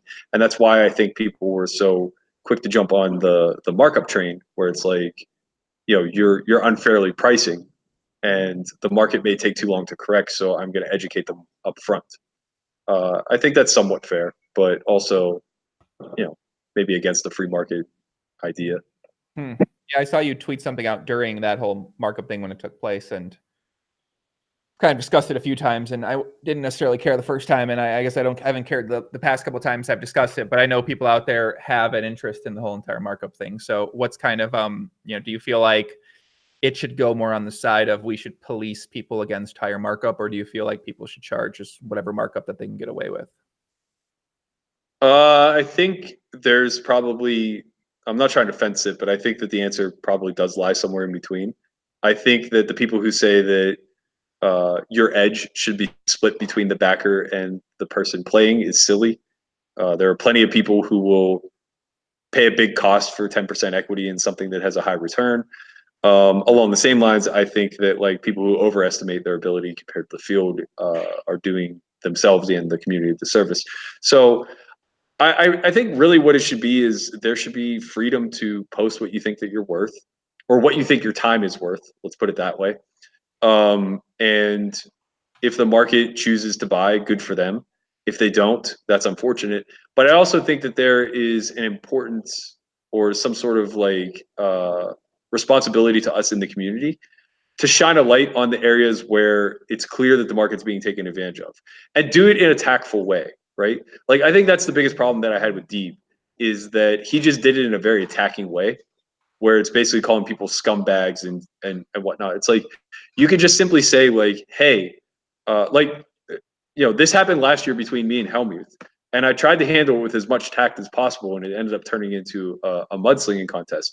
But he posted on one of those sites, I don't remember. Yeah. He was playing the 10K Turbo, and he was selling it like either 1.85 or 2.0 markup. And it's just like, nobody in the field is making that. literally 0 people. And he's certainly not the number 1 person in that field, right? So I just tweeted something to the effect of, this is not, this isn't in good faith, especially considering Phil is notorious for showing up late to events. This is a turbo bounty where a lot of the EV is actually derived from the early levels, yada, yada, yada. And I kind of just like wanted to shine a light on the fact of like, hey, this is a bad buy, buyer beware. But if you buy it anyway, like whatever, that's on you. You're welcome to. And then it turned into this big debate of him leveraging his celebrity versus, the average man or whatever. It's like I don't care about any of that stuff. And I don't think that you're scamming, or at least I don't think it's intentional. But I do think that it's not in good faith to charge an amount that like is absolutely unbeatable, especially like when you don't need the money or whatever the case may be. But one good thing that did come of it is he was very quick to acknowledge that the early levels were very profitable and that he wasn't going to show up late to that event. So if nothing else, I felt like that was probably a pretty big win in the sense of correcting something that could have been like pretty astronomically bad for his casual fan who's spending $20 just to say they have a piece of helmet. Do you think the casual fan cares if they're paying paying the 1.8 markup? No. And I guess like that's a little bit of the gray area where it's like, if people are willfully making a bad decision, is it our job to educate them anyway? Mm-hmm. I would argue yes.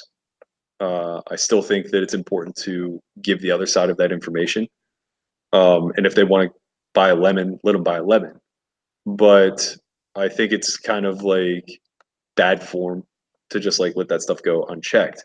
That said, I think it's worse to outright call somebody a scumbag that you don't know and have no idea the intention behind what they're doing or why they're doing it, or if they even think it's valuable or not. And also like nitpicking again is really bad form here because we have no idea where the line is. We don't know if somebody's winning at 1.2 and losing at 1.3, right? Like we just don't quantifiably know. So like if it's close, like who gives a shit? I feel like there's some things we don't know quite about the full story of what happened exactly there, and maybe we'll never know publicly the full story. But I don't know. I'm led to believe there's some other things that may have happened that led to this sort of outrage, and it wasn't for sure. I have no idea personally. Yeah, like, I don't know. I'm literally just going off what I saw publicly. People seem to enjoy it though. They love it. People love this kind of stuff. They like the drama. They like the controversy, and whether it hurts me to my core. It usually tends to be on and more of a negative nature, but at the same time, it does generate some discussion. It helps people.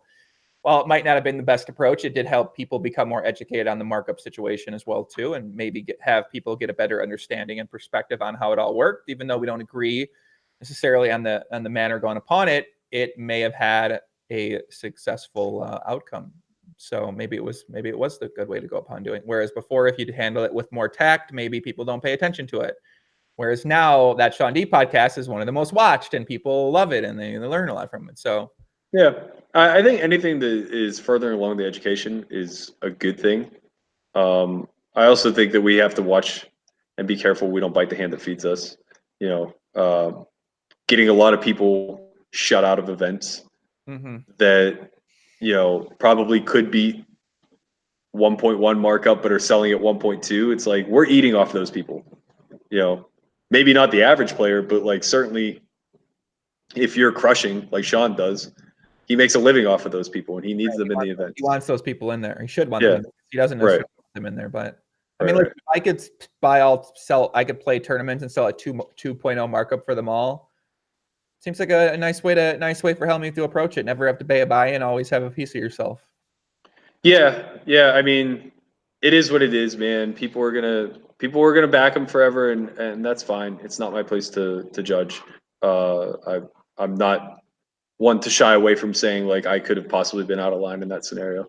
I'm gonna buy a piece of Helmuth, man. Guys, Berkey, give him one piece of actionable advice, whether it's poker or life, that they can take away today. They can go out. They stop this podcast. Podcast ends after they smash the like button. Make sure you guys smash that like button. Choke slam that bad boy. You see that like button? I want you to grab it around its neck right here. I want you to pick it up, throw it down, choke slam that bad boy. Take that arm and pound it it to the Matt Devin Laird style. Come on, guys. What's going on here? Ay. Choke slam that bad boy. Come on.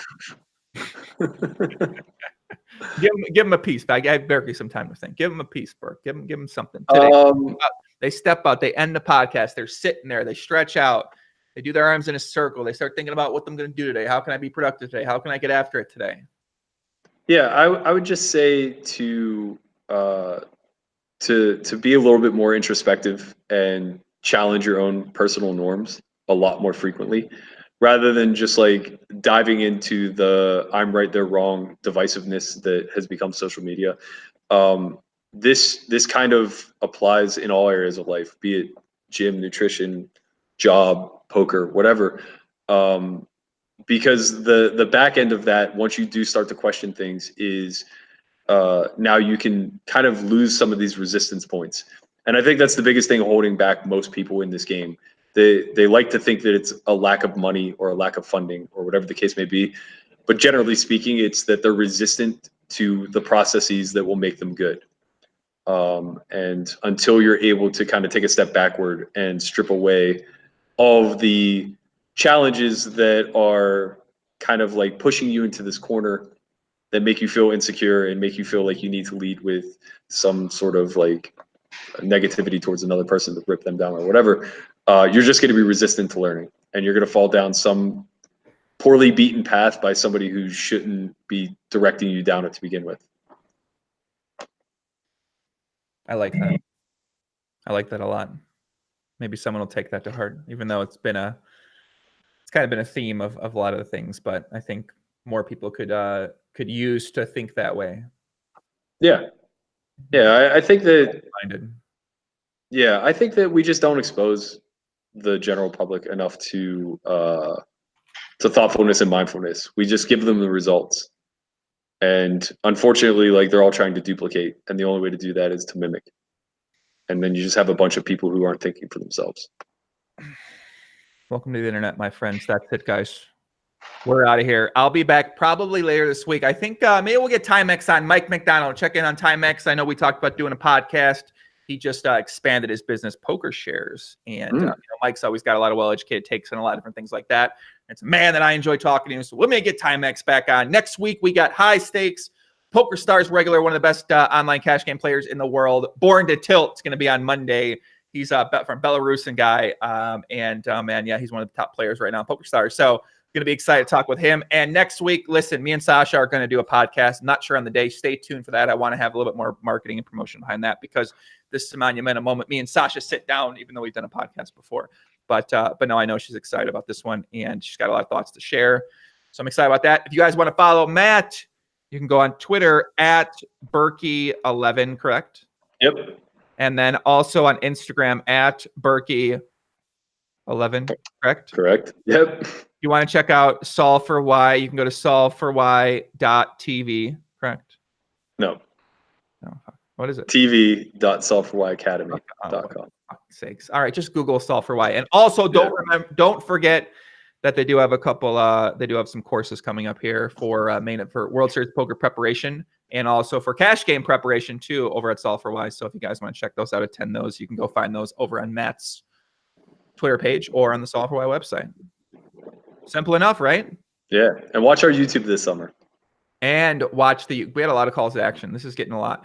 And YouTube content this summer where they'll be posting some high quality vlogs that everyone out there will be able to enjoy. Shout to Doug for that voice. That's it, guys. We're out of here. Peace out. Landon, Stugat, Josh, Jeffrey, Dean, Navy, Frank, Deepard, Curtis, Angel. That's it. We're out of here. Peace out. Take care.